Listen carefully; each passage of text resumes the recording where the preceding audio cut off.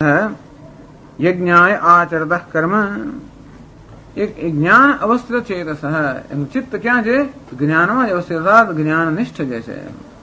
યજ્ઞાય આચરતઃ કર્મ, એ જે કર્મ કરે છે કોને માટે કરે છે? યજ્ઞ માટે. યજ્ઞની ભાવનાથી કરે છે. યજ્ઞ એટલે આગળ આપશે. યજ્ઞ એટલે કે પરમેશ્વર, એ પરમેશ્વરની પ્રસન્નતા માટે કરે છે. યજ્ઞ એટલે કે યજ્ઞ કર્મ. આમ યજ્ઞની જે પ્રથા છે એનું રક્ષણ કરવા માટે મહાપુરુષો પણ અમુક પ્રકારના કર્મ કરતા હોય છે, જેથી લોકોમાં એ પ્રકારના સંસ્કાર પડે અને એ જયારે કોઈ કર્મ કરે ત્યારે આપોઆપ જ અન્ય લોકો પણ માન્યતા આપે. યદ્યદાચરતે શ્રેષ્ઠ તત્તદેવેતરો જનઃ. શ્રેષ્ઠ પુરુષ જે કરે એનું જ લોકો આચરણ કરતા હોવાના કારણે આવા શ્રેષ્ઠ પુરુષો જાણી જોઈને અમુક પ્રકારનું કર્મનું આચરણ કરતા હોય છે. એ પ્રકારે જેથી એ કર્મની જે પ્રથા છે એનું રક્ષણ થાય. એટલે યજ્ઞાય આચરતઃ કર્મ સમગ્રમ પ્રવિલીયતે. હવે મનુષ્ય કર્મ કરતો હોવા છતાં પણ એને કેમ કર્મનું બંધન નથી એ પૂછ્યું. કર્મ કરે છે અને છતાં કર્મનું બંધન કેમ નથી? શું જ્ઞાની પુરુષ કર્મ કરે છે એ કોઈ પ્રકારનું ફળ ઉત્પન્ન કરતું નથી માટે બંધન નથી?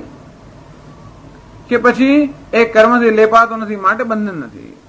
તો કહેવું નથી કે જ્ઞાની પુરુષ કર્મ કરે છે ફળ ઉત્પન્ન કરતો નથી, પરંતુ એ ખરેખર એની સાથે લેપાતો નથી. એનું ફળ જતું રહે, વહેંચાઈ જાય, એને કોઈ પ્રકારનું ફળ લાગતું નથી. કારણ કે એ કર્મથી તે કર્મ ફળથી લેપાતો ન હોવાના કારણે સમગ્રમ પ્રવિલીયતે. એનું કર્મ ફળ સહિત લીન થઈ જાય છે કે નષ્ટ થઈ જાય છે. અર્થાત જ્ઞાની જે ક્રિયમાણ જે કર્મ કરી રહ્યો છે એનાથી લેપાતો નથી. એ જ વસ્તુ 23મા શ્લોકમાં ભગવાન ફરી કહે છે. ચર્ચા કરીશું આવતી વખતે. ઓમ પૂર્ણમદઃ પૂર્ણમિદં પૂર્ણાત પૂર્ણમુદચ્યતે પૂર્ણસ્ય પૂર્ણમાદાય પૂર્ણમેવાવશિષ્યતે. ઓમ શાંતિ શાંતિ શાંતિ. શંકરં શંકરાચાર્યં કેશવં બાદરાયણં સૂત્રભાષ્યકૃતૌ વંદે ભગવन्तौ પુનઃ પુનઃ.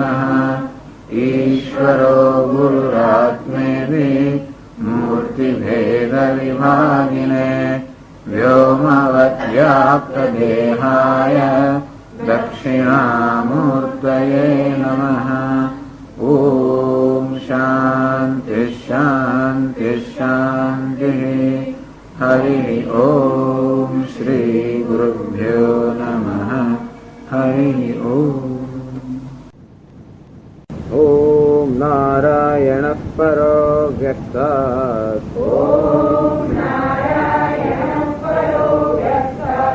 અંડમવ્યક્ત સંભવમ અંડસ્યાંતસ્તિ મે લોકાઃ સપ્તદ્વીપા ચ મેદિની.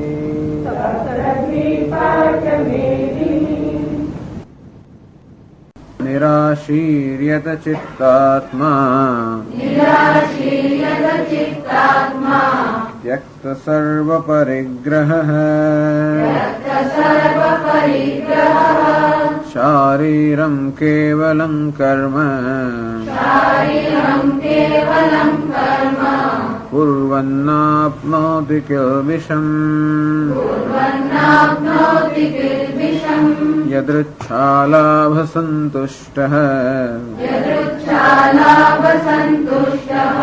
द्वन्द्वातीतो विमत्सरः समसिद्धावसिद्धौ च कृत्वापि न निबध्यते गतसङ्गस्य मुक्तस्य ज्ञानावस्थितचेतसः यज्ञायाचरतः कर्म समग्रं प्रविलीयते.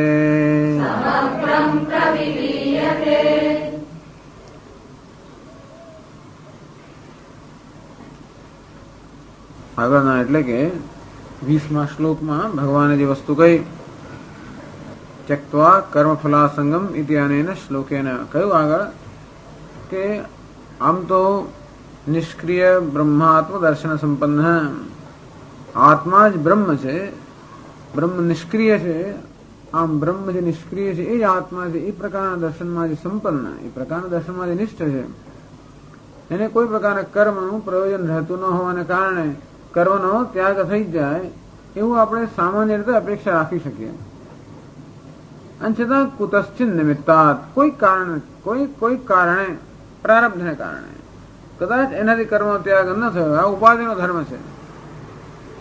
પૂર્વવત તસ્મિન કર્મણે વિપ્રવૃત્તો ભી, પહેલાની માફક જ જ્ઞાન થયા પહેલા જે રીતે જે ઉત્સાહથી અને જે કુશળતાથી એ કર્મમાં પ્રવૃત્ત હતો એવા જ ઉત્સાહ અને કુશળતા વગેરેથી હજી પણ એ કર્મમાં પ્રવૃત્ત હોય છે, તો આપણે એમ લાગે કે આટલા બધા કર્મમાં પ્રવૃત્ત હોવાને કારણે જરૂર કર્મથી બંધાતો લેપાતો હશે જ, તો કે નહીં કિંચિત કરોતિ સહ, આટલું કર્મ કરતો હોવા છતાં પણ એ કંઈ કરતો નથી, આ વસ્તુ ભગવાને કહી. ઇતિ ચ કર્મ અભાવ પ્રદર્શિત, આજે જ્ઞાની પુરુષ છે એને માટે કર્મનો અભાવ છે.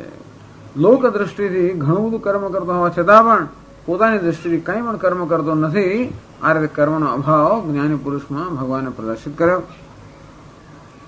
યસ્યૈવં કર્મ ભાવ દર્શિત તસ્યૈવ, આવા જે જ્ઞાની પુરુષ માટે કર્મ કરવા છતાં પણ કર્મનો અભાવ છે એવું જ ભગવાને કહ્યું.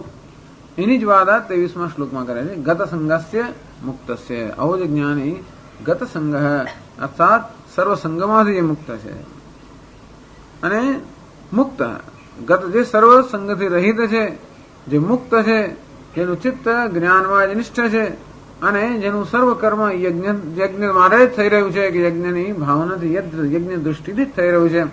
સમગ્રમ પ્રવિલિયતે, આવો જ જ્ઞાની પુરુષનું કર્મ પ્રવિલિયતે એ લીન થઈ જાય છે. કેમ એ કર્મથી બંધાતો નથી એની સમજ અહીં આપે છે. આગળ કહ્યું કે નૈવ કિંચિત કરોતિ સહ, એ આટલું કર્મ કરતો હોવા છતાં પણ ખરેખર કરતો નથી. એનું કારણ શું? એનું કારણ એ છે કે શું કર્મ પોતાનું ફળ ઉત્પન્ન કરતું નથી, કે પછી ફળ ઉત્પન્ન કર્યા છતાં આને કોઈ રીતે લેપાયમાન કરતું નથી.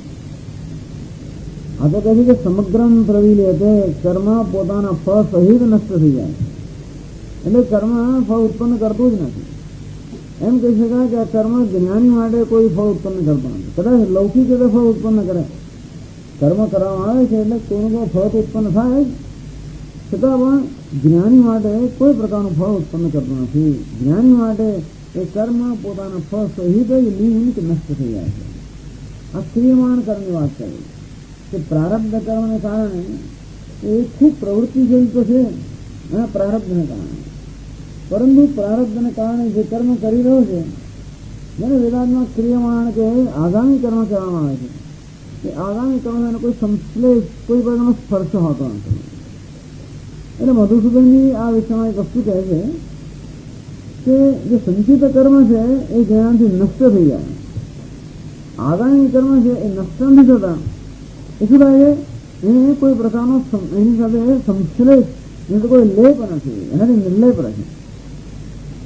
એટલા કર્મ બળી નથી હતા, પરંતુ કર્મ આ જ્ઞાનને કોઈ રીતે લેપાયમાન ન કરતા હોવાને કારણે કર્મનો સ્વભાવ છે કે કર્મ કરનારને લેપાયમાન કરવો, અને કર્મ પોતાના સ્વભાવ પ્રમાણે વર્તતું નથી, માટે કર્મ નથી એમ જ કહેવાય. નૈવ કિંચિત કરોતિ સહ, જ્ઞાની પુરુષ માટે આટલું કર્મ હોવા છતાં પણ કોઈ કર્મ નથી, એ ભગવાન કહેવા માંગે છે. એ દ્રષ્ટિ કહે છે કે આ કર્મ પોતાના ફળ સહિત નષ્ટ થઈ જાય છે. હવે ભાષ્યમાં સમજાવે છે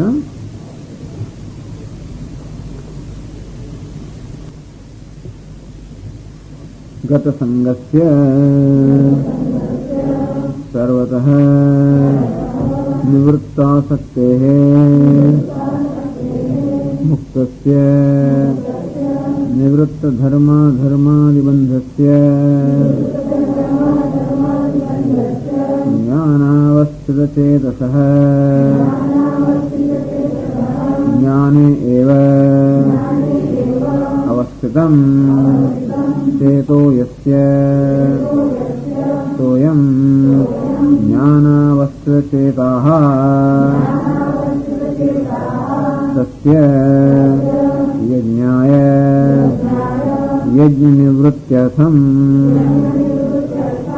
आचरतः निर्वर्तयतः कर्म समग्रं सह अग्रेण कर्मफलेन वर्तते इति समग्रं कर्म तत्समग्रं प्रविलीयते विनश्यते इत्यर्थः।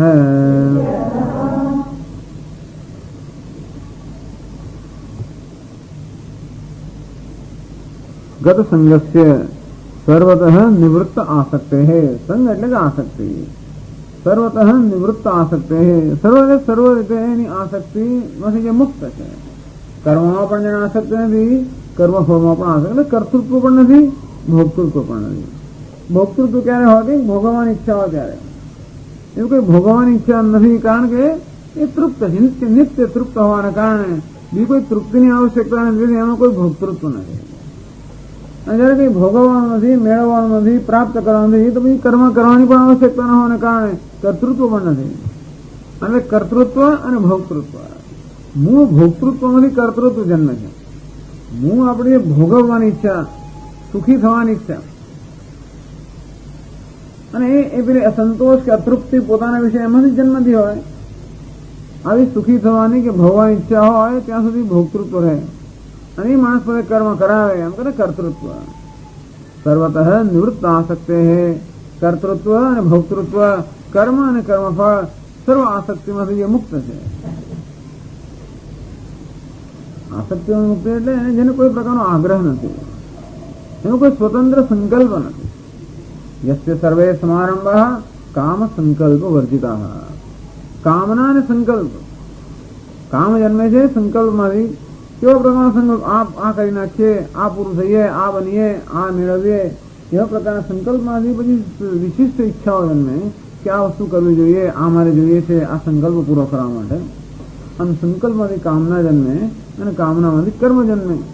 અને કર્મ છે ખરા, પરંતુ એનું પ્રેરક બળ જે સંકલ્પ અને કામના એ નથી. એ દ્રષ્ટિએ કહેવામાં આવે છે કે સર્વતઃ નિવૃત્ત આસક્તે હે. અર્થાત જેનામાં કોઈ કામના નથી, એ કામના ઉત્પન્ન કરનાર સંકલ્પ એટલે ગ્રંથિઓ, અનેક પ્રકારના કોમ્પ્લેક્સ ગ્રંથિઓ. એ ગ્રંથિઓ જેને કારણે હંમેશા મનુષ્યમાં એક અલ્પતાની જે લાગણી હોય એ ન હોવાને કારણે સર્વ રીતે અનાસક્તા. એનો અર્થ કે નિર્ભય પણ છે, તેને કોઈ પ્રકારનું મેળવવાનું પણ નથી કે ગુમાવવાનું પણ ન હોવાને કારણે એ મુક્ત છે. એટલે કે મુક્ત છે, હવામાં મુક્ત. મુક્ત એટલે જેને કોઈ આગ્રહ જ નથી. હું મુક્તિ શેમાંથી છે? આગ્રહોમાંથી. અને આપણે તો આગ્રહ રાખ્યા વગર ચાલે જ નહીં. આપણું ધાર્યું ન થાય તો પછી આપણે બહુ નુકસાન થઈ જાય. ઘણું આપણે ચિંતા થતી હોય ને, અત્યારે આપણે અનેક પ્રકારના આગ્રહ રાખવા જ પડે. તમે એવું ન રાખે તો થાય કેમ? છોકરો નામ નહીં કરે તો શું થાય? આમને આમ ના કરે તો શું થાય? નોકરો નામ ના કરે તો કરવું જ પડે. તેથી અનેક પ્રકારના આગ્રહ રાખવા જ પડે. ન રાખીએ તો નોકરાઓ વાસણ આમ ના વાંચે, કપડા આમ ના ધોવે, છોકરો આમ ના કરે, આમ ના ભણે, અનેક ચિંતાઓ. એમાં છોકરા માટે આપણે કહેતા હોય તો વાંધો નહીં કે ભણે, પણ એમાં આપણો અંદર આગ્રહ હોય છે કે મારો છોકરો તો ભણવો જ જોઈએ, એવું છે. એમાં આગ્રહ છોકરા માટે કેમ આવતો હોય છે? મારો દીકરો છે ને, કોઈ કહેશે શું? કોનો દીકરો છે અને શું કરે છે? કેવો તમારો દીકરો? આપણે બંધાયેલા છે ને જોડે. પેલો પડોશીનો દીકરો ભણ્યો ના ભણ્યો, શું ભણે છે અને કોણ, કશી ચિંતા આપણે નથી આવતી, કારણ કે આપણો એની સાથે કોઈ પ્રકારનો સંબંધ નથી. પણ આપણો દીકરો એટલે હું જ એક બીજા રૂપમાં, જેની સાથે આપણે જોડાયેલા હોઈએ એમાં આપણું પોતાનું પ્રતિબિંબ હોવાને કારણે આપણો આગ્રહ હોય છે કે એ પ્રતિબિંબ તો જળવાઈ જ રહેવું જોઈએ. આમ આપણા આગ્રહો જે જન્મતા હોય છે, ભિન્ન ભિન્ન આગ્રહો, એ પણ આવી કોઈને કોઈ પ્રકારની ગ્રંથિઓમાંથી. આથી એવો કોઈ આગ્રહ કે કોઈ ગ્રંથિ જ નથી, જેને કોઈ બચાવવાનું પણ નથી, કે જેને કોઈ દેખાવો જ કરવાનો નથી. કેવું સરળ! એટલે જ મુક્ત છે. મુક્ત એને કહેવાય કોઈ પ્રકારનો દેખાવો કરવાની કે કોઈ પ્રકારનો વેશ ભજવવાની કોઈ કરવાની આવશ્યકતા જ નથી. જે છે એ બરોબર છે, પોતે એવો છે, બધું શ્રેષ્ઠ છે. એટલે અવધૂત લોકોને કઈ ચિંતા જ નહીં. એમના શરીર તમે જો તો મોટું પેટ ને આપણે લાગે આપણે તો બધું બતાવીએ જ ને, આપણે તો ચારે બાજુ બંધ જ કરીએ. અને એ લોકોને ચિંતા જ નથી કેમ, અને એમનું શરીર એવું જ હોય છે, ચિંતા ના એટલે વધતું જાય છે ગમે તમારે. પણ એ બતાવે છે કે આમ સામાન્ય ભાષામાં જેને આપણે કદાચ બહુ સુડોળ તો નથી કે બેડોળ કહીએ, એ વસ્તુની ચિંતા હોતી જ નથી. એ જ બતાવે છે કે કોઈ પ્રકારનો એવો આગ્રહ કે કોઈ પ્રકારની ગ્રંથિમાંથી મુક્ત છે. અને એ દ્રષ્ટિએ જોવા જાવ તો જે દિગંબર મહાત્માઓ ને બહુ મહાન વસ્તુ છે. કારણ કે એ લોકો ગમે તે મતલબ જોયા શહેરમાં ફરતા હોય છે, એ લોકો ન ફરવું જોઈએ ક્યારેક ક્યારેક. કોઈ પ્રકારનો સંકોચ તો નથી જ, કદી છુપાવવાનું બનાવવાનું કઈ જ તકલીફ નથી. એ બતાવે છે કે આ દેહની આસક્તિ કરતા હોય પણ દેહની અંદર જે અહમ ભાવ કેટલા મુક્ત થઈ ગયા હોય છે. આ રીતે સંપૂર્ણ અહમ ભાવમાંથી એટલા માટે અવધૂતની આપણી કલ્પના હોય છે. એક મુક્તિનું એક ચિત્ર છે. માણસ મુક્ત હોય તો કેવો હોય એનું ચિત્ર એટલે જ અવધૂત. એટલે લોકો એવું કરવું એવું કઈ પ્રશ્ન નથી આમાં, છતાં પણ માણસે કોઈ પ્રકારનો આગ્રહ ના હોય, કોઈ વસ્તુ જેને છુપાવવાની જ ના હોય. એટલે હંમેશા મહાત્મા માટે કહે છે કે જેવો માણસ જન્મ્યો બાળક અને જેવો હોય એવો જ મહાત્મા હોય. જન્મેલા બાળક કશો જ પછી ધીમે આપણે કોમ્પ્લેક્સ દુખડા મમ્મી પપ્પા ને ભાઈ ને બહેન ને ફલાણો ને શેમ વગેરે વગેરે, એટલે પછી ચાલે થઈ જાય. શેમ શેમ કહ્યું એટલે પછી બધું ચાલો. તેને કોઈ શેમ હોતી જ નથી. એટલે શેમ માંથી જે મુક્ત છે, એવરીબડી એ શેમ ઇનસાઇડ, એટલી બધી શરમ સંકોચ એટલું બધું હોય છે.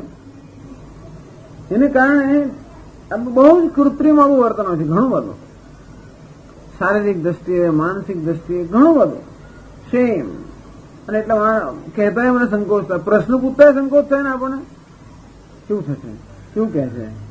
પ્રશ્ન બધું લખ્યા પછી નીચે વિચાર રાખે સંકોચથી, હવે નહીં માફ કરજો કે ભૂલ થઈ ગયો તો માફ કરજો. પ્રશ્ન લખીને કે કદાચ થઈ ગયો હોય કઈ માથી કઈ ખોટું પૂછાઈ ગયું હોય કઈક, એટલે દરેક વસ્તુમાં સંકોચ. આ સંકોચનો અભાવ એટલે નિસંકોચ. એનો અર્થ કે સ્વચ્છંદ નહીં, નિસંકોચ, કોઈ પ્રકારના સંકોચનો અભાવ. આનું નામ છે સર્વતઃ નિવૃત્ત આસક્ત હે. અને એટલા માટે કોઈ કર્મની આવશ્યકતા નથી. કોઈ પણ પ્રકારનો આપણો આગ્રહ હોય તો કર્મની આવશ્યકતા રહેવાની. આપણો આગ્રહ હોવાને કારણે આપણે જેને જાળવવો પડે. દુનિયાનો સ્વભાવ એવો છે કે આપણો આગ્રહ ન જ આવે. જો દુનિયાનો આગ્રહ ને આપણો આગ્રહ એક જ હોય એટલે આનુકૂલ્ય સંકલ્પ હે પ્રાતિકૂલ્ય વર્જનમ. ભગવાનને જે અનુકૂળ છે એ મને પણ અનુકૂળ છે, એને જે પ્રતિકૂળ છે એ મને પણ પ્રતિકૂળ છે. એવું સરળ હોય આનુકૂલ્ય સંકલ્પ હે પ્રાતિકૂલ્ય વર્જનમ. અંગ્રેજી જે પ્રતિકૂળ છે અર્થાત કુદરતને ભગવાનને જેને જે કરવું હોય એમાં એને કોઈ પ્રતિકૂળતા જ નથી, એની કોઈ ફરિયાદ નથી. અર્થાત એનો કોઈ પ્રકારનો એવો આગ્રહ નથી કે વસ્તુ આમ જ હોય કે ના હોય. આનું નામ જ મુક્તસ્ય એટલે કે ગત સંગસ્ય મુક્તસ્ય. અતઃ મુક્તસ્ય એટલે નિવૃત્ત ધર્માધર્માદિ બંધસ્ય. આ શાસ્ત્રની ભાષામાં કહે છે કેવા પ્રકારનું બંધન માણસ છે. ધર્મ અને અધર્મનું બંધન બહુ મોટું બંધન છે, જે ખાસ કરીને આવી અમુક ધાર્મિક વાતાવરણમાં ઉછર્યા હોય અને શાસ્ત્રીય દ્રષ્ટિ જેમનામાં હોય એમને તો હંમેશા બહુ સાવધાનીની આવશ્યકતા હોય. સાવધાની માટે જ શાસ્ત્ર છે. આપણે પ્રત્યેક કર્મમાં આપણે સાવધાન હોઈએ કે આપણું કર્મ યોગ્ય કર્મ હોય જેને ધર્મ કહેવામાં આવે છે, અને આપણું કર્મ અયોગ્ય ન હોય, અધર્મ ન હોય.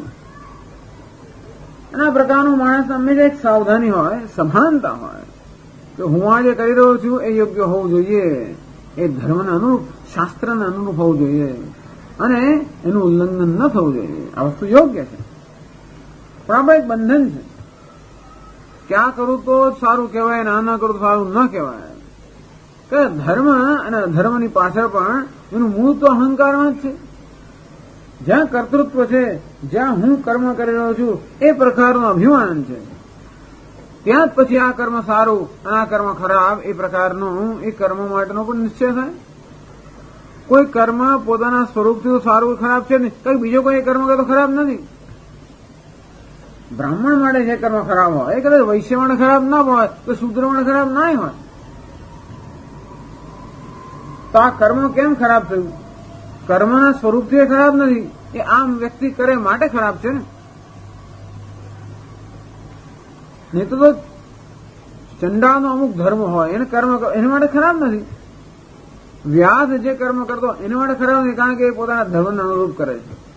એ જ કર્મ કોઈ વૈશ્ય કરે તો કે ક્ષત્રિય કરે તો ખોટું જ કહેવાય, તો ઉચરી.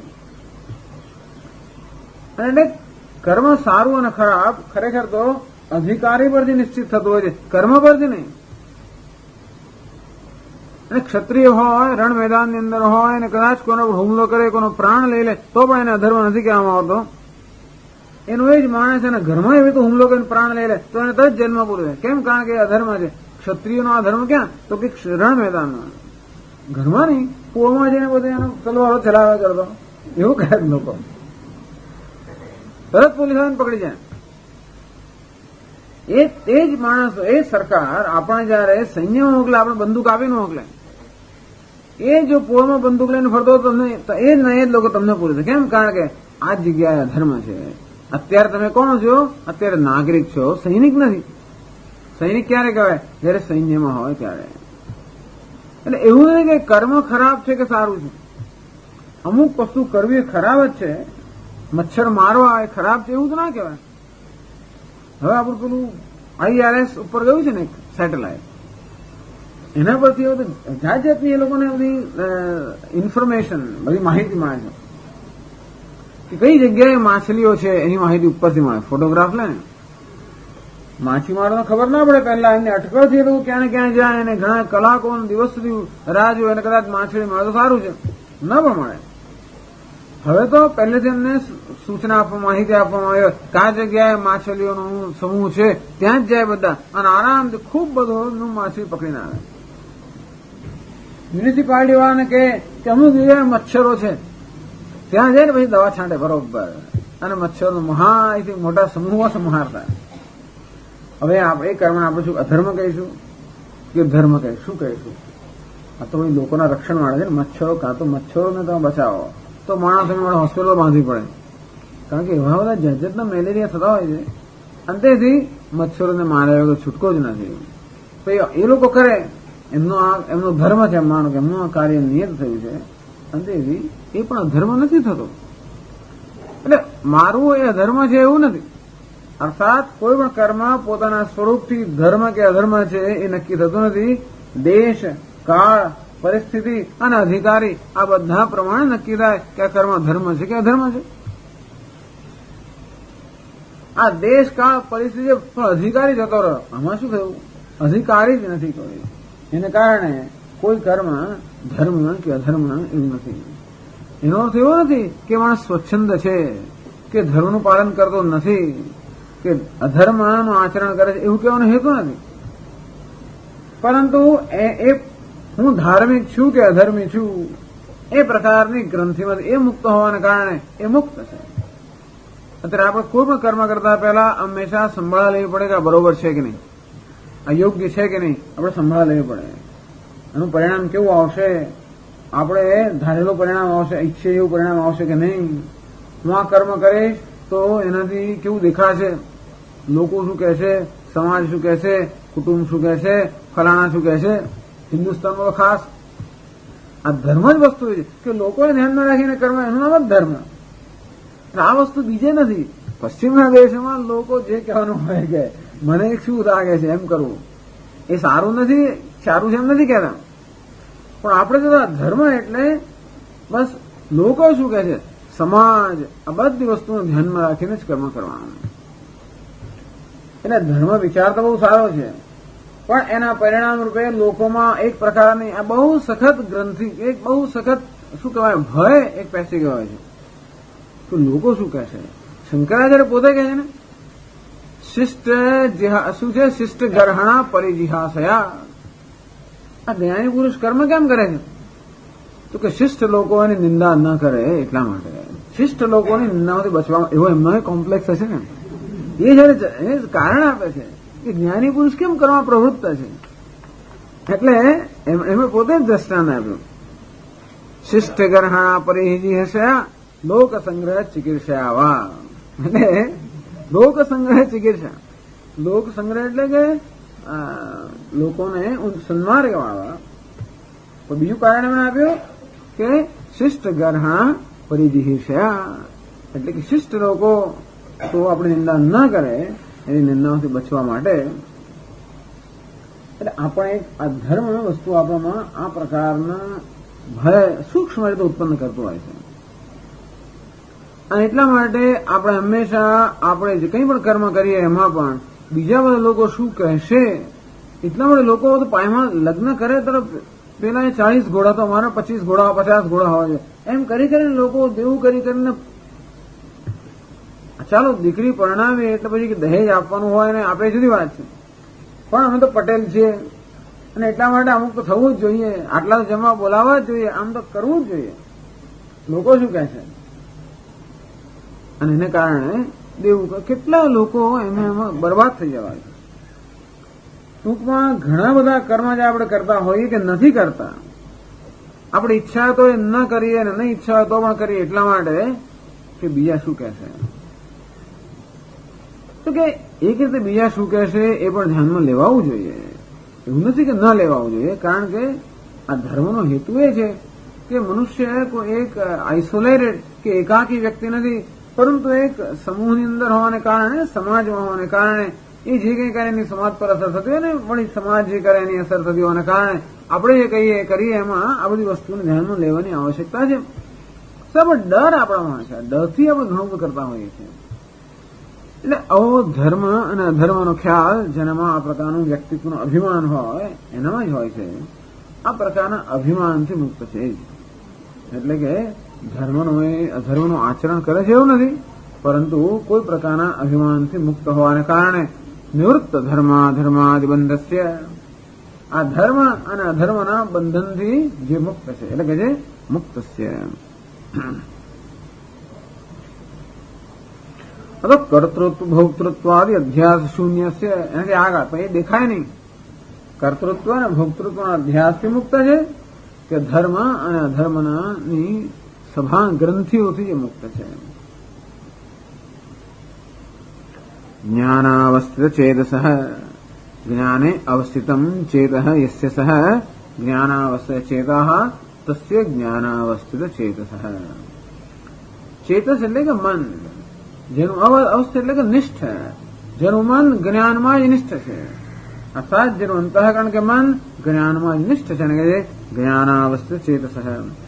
નિર્વિકલ્પ બ્રહ્માત્મૈક્ય બોધેવ સ્થિતમ ચિત્તમ યસ્ય સહ તસ્ય સ્થિત પ્રજ્ઞસ્ય, અર્થાત બ્રહ્મ નિર્વિકલ્પ બ્રહ્મ એ આત્મા છે, એ જ્ઞાનમાં જેનું ચિત્ત નિષ્ઠ છે, આ પ્રકારના જ્ઞાનમાં જ નિષ્ઠ છે.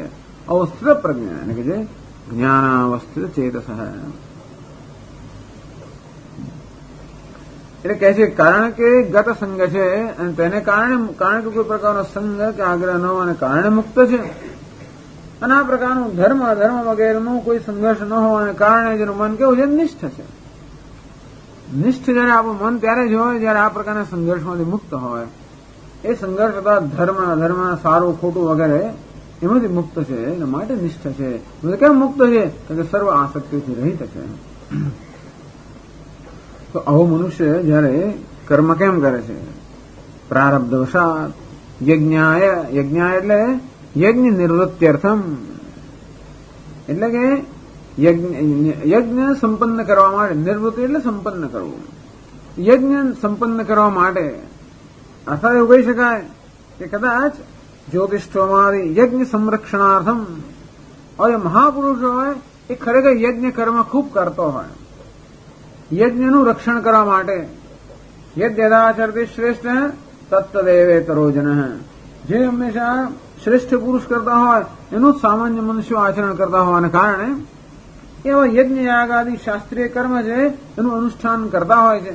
એટલા માટે કે લોકો એનો દાખલો લે અને એ પ્રમાણે એ લોકો પણ કર્મ કરે.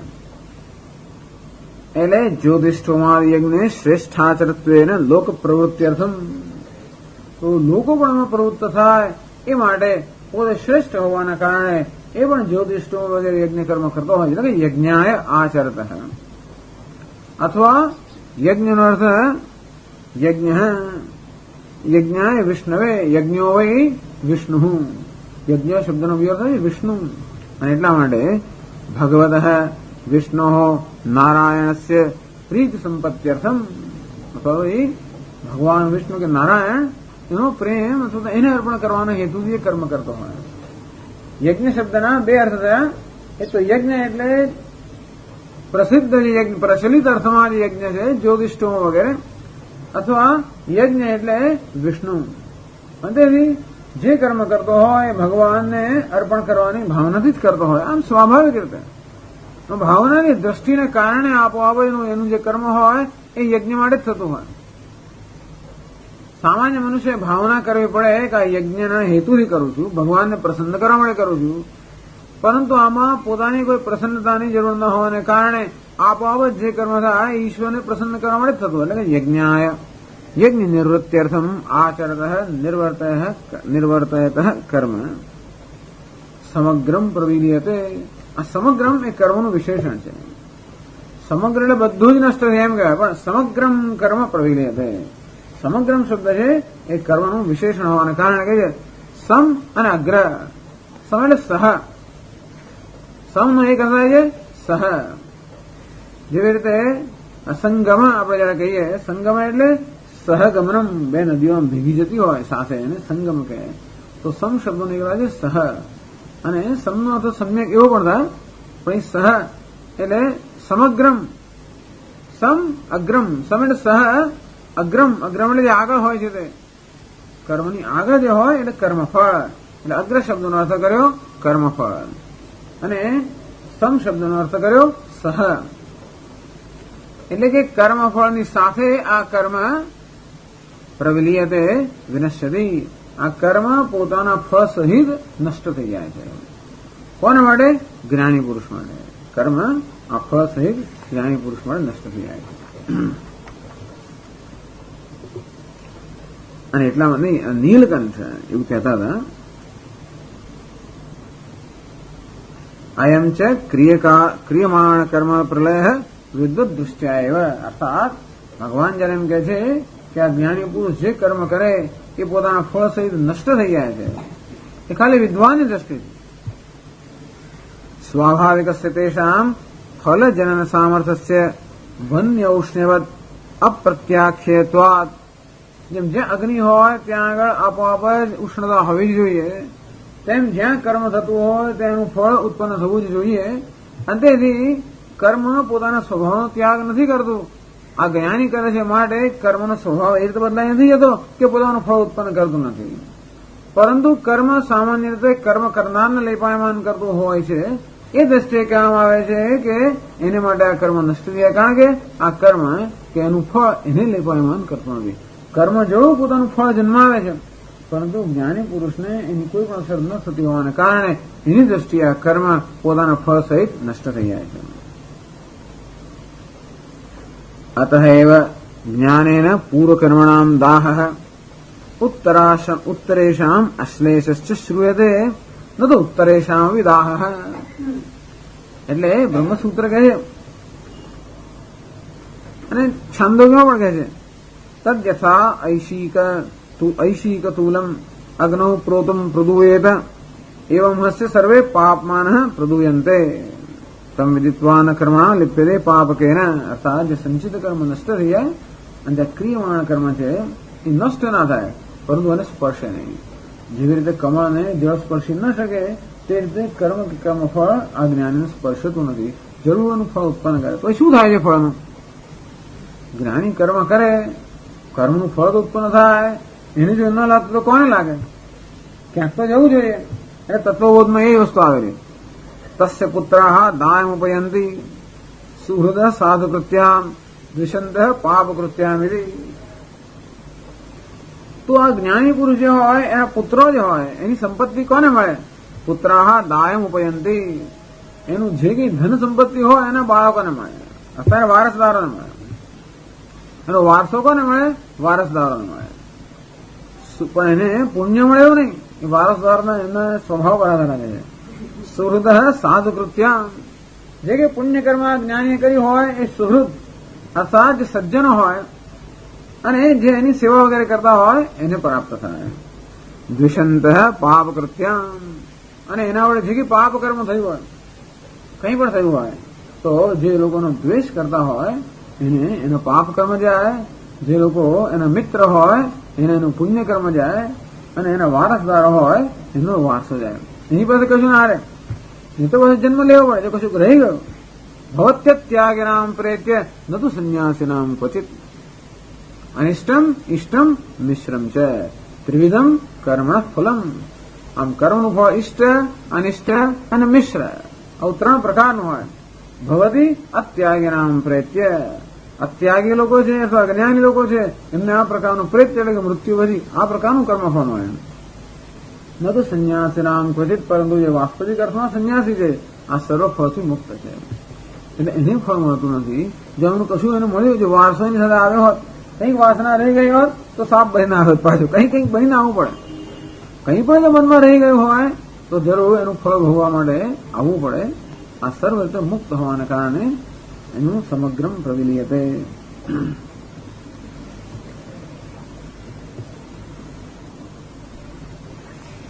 આવું જયારે કહેવામાં આવે છે, આ તો તમને એની સમજ આપી દીધી પહેલેથી, પણ એવું જયારે કહેવામાં આવે, શંકરાચાર્ય આવું નથી કહેતા, એમને આવી કહ્યું નથી કે આવું અને આમ જાય, એ તો કે નષ્ટ જ થઈ જાય છે. ભગવદ્ ગીતામાં સરળતાથી કહ્યું છે સમગ્રમ કર્મ પ્રવિલીયતે, કર્મ પોતાના ફળ સહિત નષ્ટ થઈ જાય છે, એવું જ ભગવાન કહે છે. એટલું શંકરાચાર્યજી કહે છે.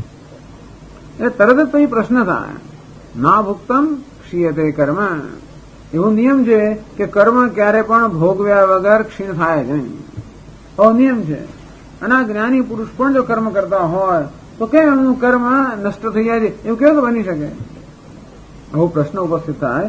એ પ્રશ્ન શંકરાચાર્ય કરીને બતાવે છે કે હવે પછીનો જે શ્લોક છે એ આ પ્રશ્નના ઉત્તરમાં છે.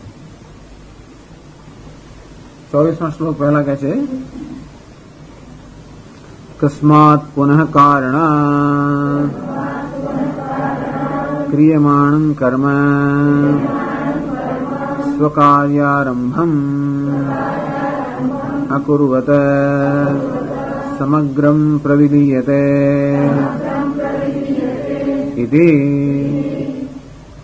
પ્રશ્ન છે કસ્માત પુનઃ કારણાત, એવું તો વળી શું કારણ છે કે ક્રિયમાણમ કર્મ સ્વકાર્યારંભમ અકુર્વત, કે આ ક્રિયમાણમ કર્મ જ્ઞાની જે કર્મ કરી રહ્યો છે સ્વકાર્ય આરંભમ અકુર્વત, પોતાનું કાર્ય અર્થાત કર્મફળ ઉત્પન્ન કર્યા વગર જ પ્રવિલીયતે, આમ પોતાનું ફળ ઉત્પન્ન કર્યા વગર આ કર્મ નષ્ટ થઈ જાય છે, એનું શું કારણ? એટલે એ કારણ આપે છે 24મા શ્લોક. સમસ્તસ્ય ક્રિયાકાર ફલાત્મકસ્ય દ્વૈતસ્ય બ્રહ્મ માત્રત્વેન બાધિતત્વાत्, અર્થાત આ સમગ્ર જે કર્મ કે જે કઈ વસ્તુઓના સંપર્કમાં જ્ઞાની આવતો હોય એ બધું એના માટે શું છે? માત્ર બ્રહ્મ, પરમાત્મા જ છે. એટલે એની દ્રષ્ટિમાં આવે કે કર્મ જેવું રહ્યું જ નથી. એની દ્રષ્ટિમાં કર્મ હોત તો કર્મફળ હોત ને, એની દ્રષ્ટિમાં કર્મ નામની પણ વસ્તુ ન રહી હોય, એની દ્રષ્ટિમાં એક જ વસ્તુ છે, અંતે છે બ્રહ્મ. એ બ્રહ્મ દ્રષ્ટિ 24મા શ્લોકમાં એનું નિરૂપણ કરે છે કે એવું જ્ઞાનીની દ્રષ્ટિમાં હવે બીજું કઈ રહ્યું જ નથી. તો પણ બીજું ન રહ્યું હોય એનો અર્થ શું થયો? એનો અર્થ એ કે આ જગતમાં એને બ્રહ્મ સિવાય બીજું કઈ દેખાતું નથી. બ્રહ્મ કઈ આંખે જોવાનો તો વિષય છે જ નહીં. અંતેથી આંખોથી તો કે જ્ઞાનેન્દ્રિયોથી તો એને આવા જ પદાર્થોનું જ્ઞાન થાય કે આવા જ પદાર્થો દેખાય જેવા આપણને દેખાતા હોય, અને છતાં પણ એની બુદ્ધિની જે દ્રષ્ટિ છે એમાં એને કંઈક જુદું દેખાય છે. યહ પશ્યતિ, બે પ્રકારની દ્રષ્ટિ છે.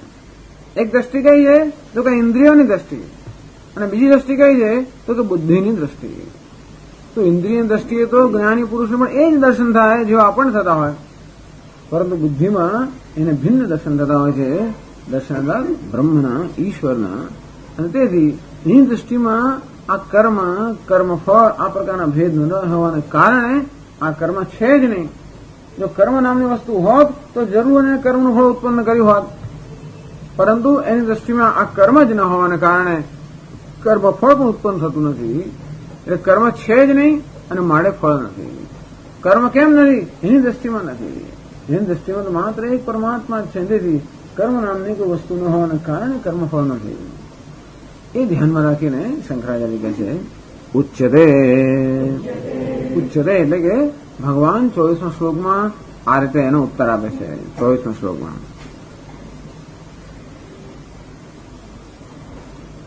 પછી યતઃ એટલે એ શ્લોકની પહેલા, કારણ કે આવું છે.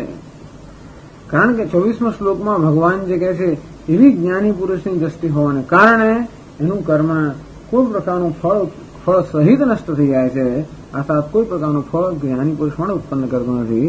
એ છે 24મા શ્લોકમાં. બ્રહ્માર્પણમ બ્રહ્મ હવિઃ બ્રહ્માગ્નૌ બ્રહ્મણાહુતમ બ્રહ્મૈવ તેન ગંતવ્યમ બ્રહ્મ કર્મ સમાધિના.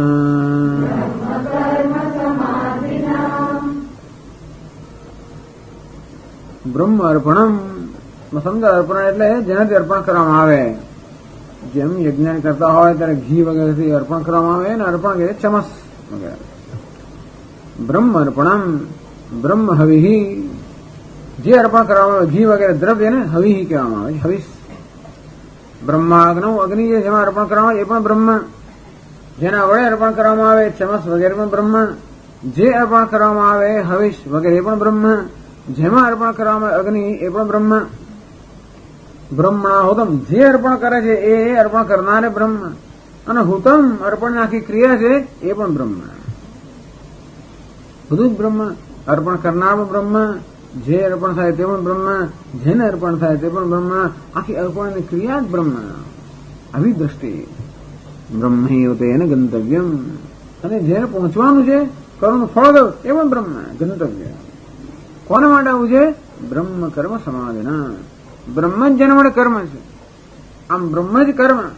કર્મ એટલે જે કઈ છે એ જ બ્રહ્મ જ હોવાને કારણે, તો જે કર્મ કરી રહ્યો છે એ બ્રહ્મ જ હોવાને કારણે એમાં જ એની સમાધિ અર્થાત જેનું ચિત્ત એમાં જ નિષ્ઠ છે. આમ આ પ્રકારની બ્રહ્મ દ્રષ્ટિમાં જેનું ચિત્ત નિષ્ઠ છે એના માટે બ્રહ્મૈવ તેન ગંતવ્યમ, એને બ્રહ્મ જ માત્ર પ્રાપ્ત કરવાનું છે, અર્થાત પ્રાપ્તવ્ય પણ બ્રહ્મ છે. આ બધું જ બ્રહ્મ છે. એની દ્રષ્ટિ બ્રહ્મમાં નિષ્ઠ છે અને એને કારણે એનું કર્મ કોઈ પ્રકારના ફળ સહિત નષ્ટ થઈ જાય છે, એવું ભગવાને આગળના શ્લોકમાં કહ્યું.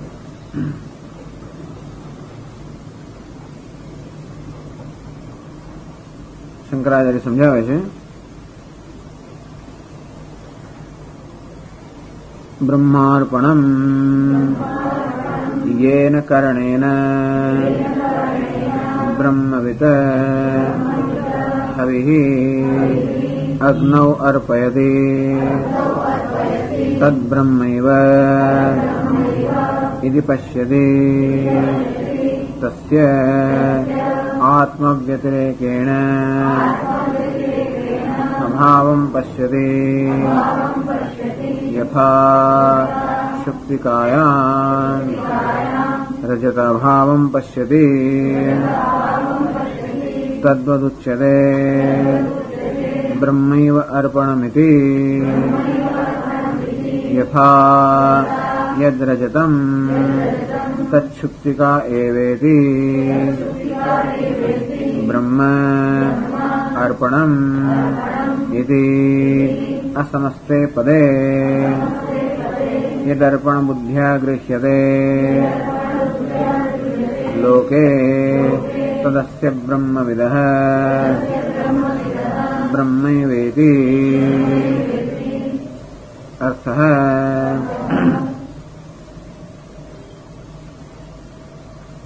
બ્રહ્મ અર્પણમ, આગળ બ્રહ્મ અર્પણમ એટલે આ સમસ્તે પદે નતા સમાસ નથી, આ બંને ભિન્ન ભિન્ન શબ્દો છે. બ્રહ્માર્પણમ એ સમાસ પણ હોઈ શકે.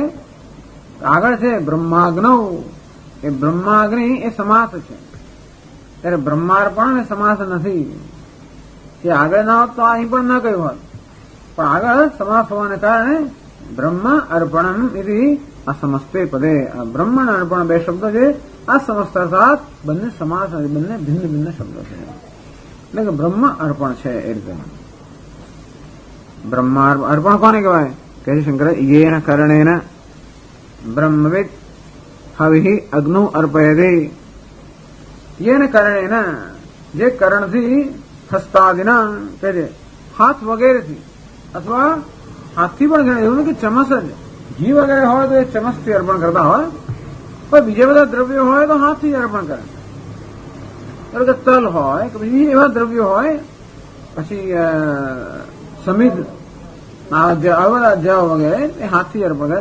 તો જેનાથી અર્પણ થાય છે એ હાથ હોય કે ચમચ હોય કે જેનાથી અર્પણ થતું હોય એને કહેવાય છે અર્પણમ.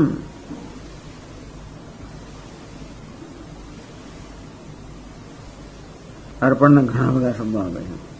જુખવાદી મંત્રાદિ છે. જુખવાદી એટલે હાથ પછી પેલો ચમચ વગેરેને પણ અર્પણ કહેવાય. અને જોડે જોડે એવું અર્પણ કરતી વખતે મંત્રનું ઉચ્ચારણ કરવામાં આવે છે.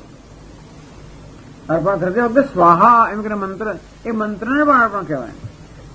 કારણ કે બે પ્રકારના અર્પણ થયા, એક તો જુખવાદી કર્ણમ અને પ્રકાશ કર્યા મંત્રાદિથી અપી કર્ણમ.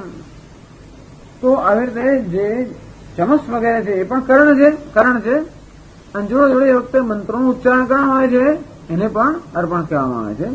જે કરણ એટલે જેના વડે આ વસ્તુ અર્પણ થાય એનું નામ અહીંયા અર્પણ કહે છે, કરણ. ચાલો એ તો હવે એવું છે, કારણ કે જયારે યજ્ઞ કરવામાં આવે ત્યારે બધી વસ્તુ અંદર હોય, બધાનો સમાવેશ થઈ જવો જોઈએ આટલા શબ્દોમાં, એ હેતુ છે અંદર. યજ્ઞ જયારે કરતા હોઈએ ત્યારે એક તો વેદી હોય, એમાં અગ્નિ પ્રગટાવ્યો હોય, અગ્નિનું આવાહન કર્યું હોય, પછી અર્પણ કરવાનું દ્રવ્ય હોય, એને ચમચમાં કે એવા કોઈમાં લેવામાં આવે અને પછી મંત્રના ઉચ્ચારણ સાથે અગ્નિમાં અર્પણ કરવામાં આવે. એમાં એ પાછું કોઈનો ઉદ્દેશ ને કોઈ દેવતાને ઉદ્દેશ ને ઇન્દ્રાય આવાહન કરી દેવતાઓને પ્રસન્ન કરી દે, જે તેમના અનુગ્રહથી આપણી ઈચ્છા જે પૂર્ણ થાય. અને તેથી એ દેવતાઓને પણ આપણે આવાહન છે ને પ્રસન્ન કરીએ છીએ જેથી આપણને કર્મફળ પ્રાપ્ત થાય. એટલે કર્મફળ હોય, કર્મફળ હોય એ કર્મફળ આપણને જે આપી શકે એવા દેવતાઓ હોય, એ દેવતાઓ જેનાથી પ્રસન્ન થાય એ પ્રકારનો યાગ હોય. અને યાગ સંપન્ન કરવા માટે અગ્નિ તો હોય જ. અને દેવતાને ગમતું એ પ્રકારનું દ્રવ્ય, બધાને બધું દ્રવ્ય ના હોય. ગણપતિને ગણેશજીને અમુક પ્રકારનું દ્રવ્ય ગમતું હોય, દેવીને જુદા પ્રકારના દ્રવ્યો ગમતા હોય, અને પછી બધાને જુદા ગમતા હોય. શિવજીને વળી કઈ જુદું ગમતું હોય, વિષ્ણુ યાગ કરતો હોય ચોથા પ્રકારના દ્રવ્યો. એટલે બધાને બધું નાખ કરો તો ના ચાલે. દરેકને જો કે મોટા ભાગના દેવતાઓને બધું ગમતું હોય છે એ જુદી વાત છે, પણ છતાંય દરેક દેવતાઓની અમુક વિશિષ્ટતા હોય છે. દરેક નૈવેદ્ય ભિન્ન ભિન્ન પ્રકારનું હોય. દેવીનું નૈવેદ્ય હોય તો પાયસ હોય, શિવજીનું બીજું હોય, અને ગણેશજીનું મોદક વગેરે. અને તે રીતે જે એમને દ્રવ્યો અર્પણ કરે એ પણ ભિન્ન ભિન્ન હોય, એના મંત્રો પણ ભિન્ન ભિન્ન હોય, અને એની પદ્ધતિમાં ભિન્ન ભિન્ન હોય. તો અને યજ્ઞ કરનાર હોય એ પણ પાછા એક યજમાન હોય. એ યજમાન માટે એટલે યજ્ઞ કરનાર આમ ખરેખર તો આ આહુતિ આપનાર કોઈ પંડિત હોય, પરંતુ ખરેને આવી રીતે યજ્ઞ કરવામાં યોજનાર કોણ? તો કોઈ યજમાન. અમે યજમાન પંડિતને યજ્ઞ કરવા માટે નિયુક્ત કર્યા હોય અને એ આ પ્રકારે યજ્ઞ ક્રિયા કરે, એને કારણે જે ફળ મળે તો યજમાનને મળે અને આ પંડિતને શું મળે? દક્ષિણા મળે. આ બધી વસ્તુઓ જે છે એ યજ્ઞ છે આના માટે. એટલે અહીં ભગવાન જેટલા શબ્દો વાપરે છે એટલા શબ્દોમાં બધાનો સમાવેશ થઈ જાય છે.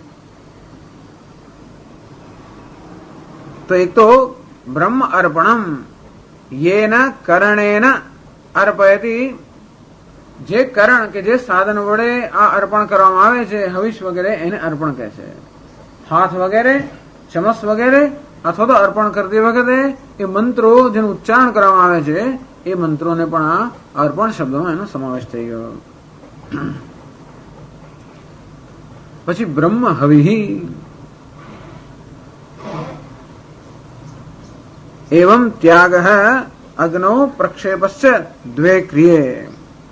अच्छा, એ તો હવે આગળ જતા પહેલા શંકરાચાર્ય ઘણું કઈ અર્પણ વિષય કે છે કે યેન કર્ણેન બ્રહ્મવિદ હવે અગ્નો અર્પયતિ તદ બ્રહ્મૈવ ઇતિ પશ્યતિ. એ કहीं પેલું સ્પષ્ટ કરી નાખે એટલે ભાઈ આ વસ્તુ બીજે બધે પણ લાગુ પડે. ટૂંકમાં યત અર્પણ બુદ્ધ્યા ગૃહ્યતે લોકે તદસ્ય બ્રહ્મવિદ બ્રહ્મૈવ ઇત્યર્થઃ. સામાન્ય મનુષ્ય જન અર્પણ કહેતા હોય, ચમચ કહેતા હોય, મંત્ર કહેતા હોય, હાથ વગેરે કહેતા હોય, એ વસ્તુ આ બ્રહ્મવિદ કે બ્રહ્મ જ્ઞાની મળે બ્રહ્મ જ છે.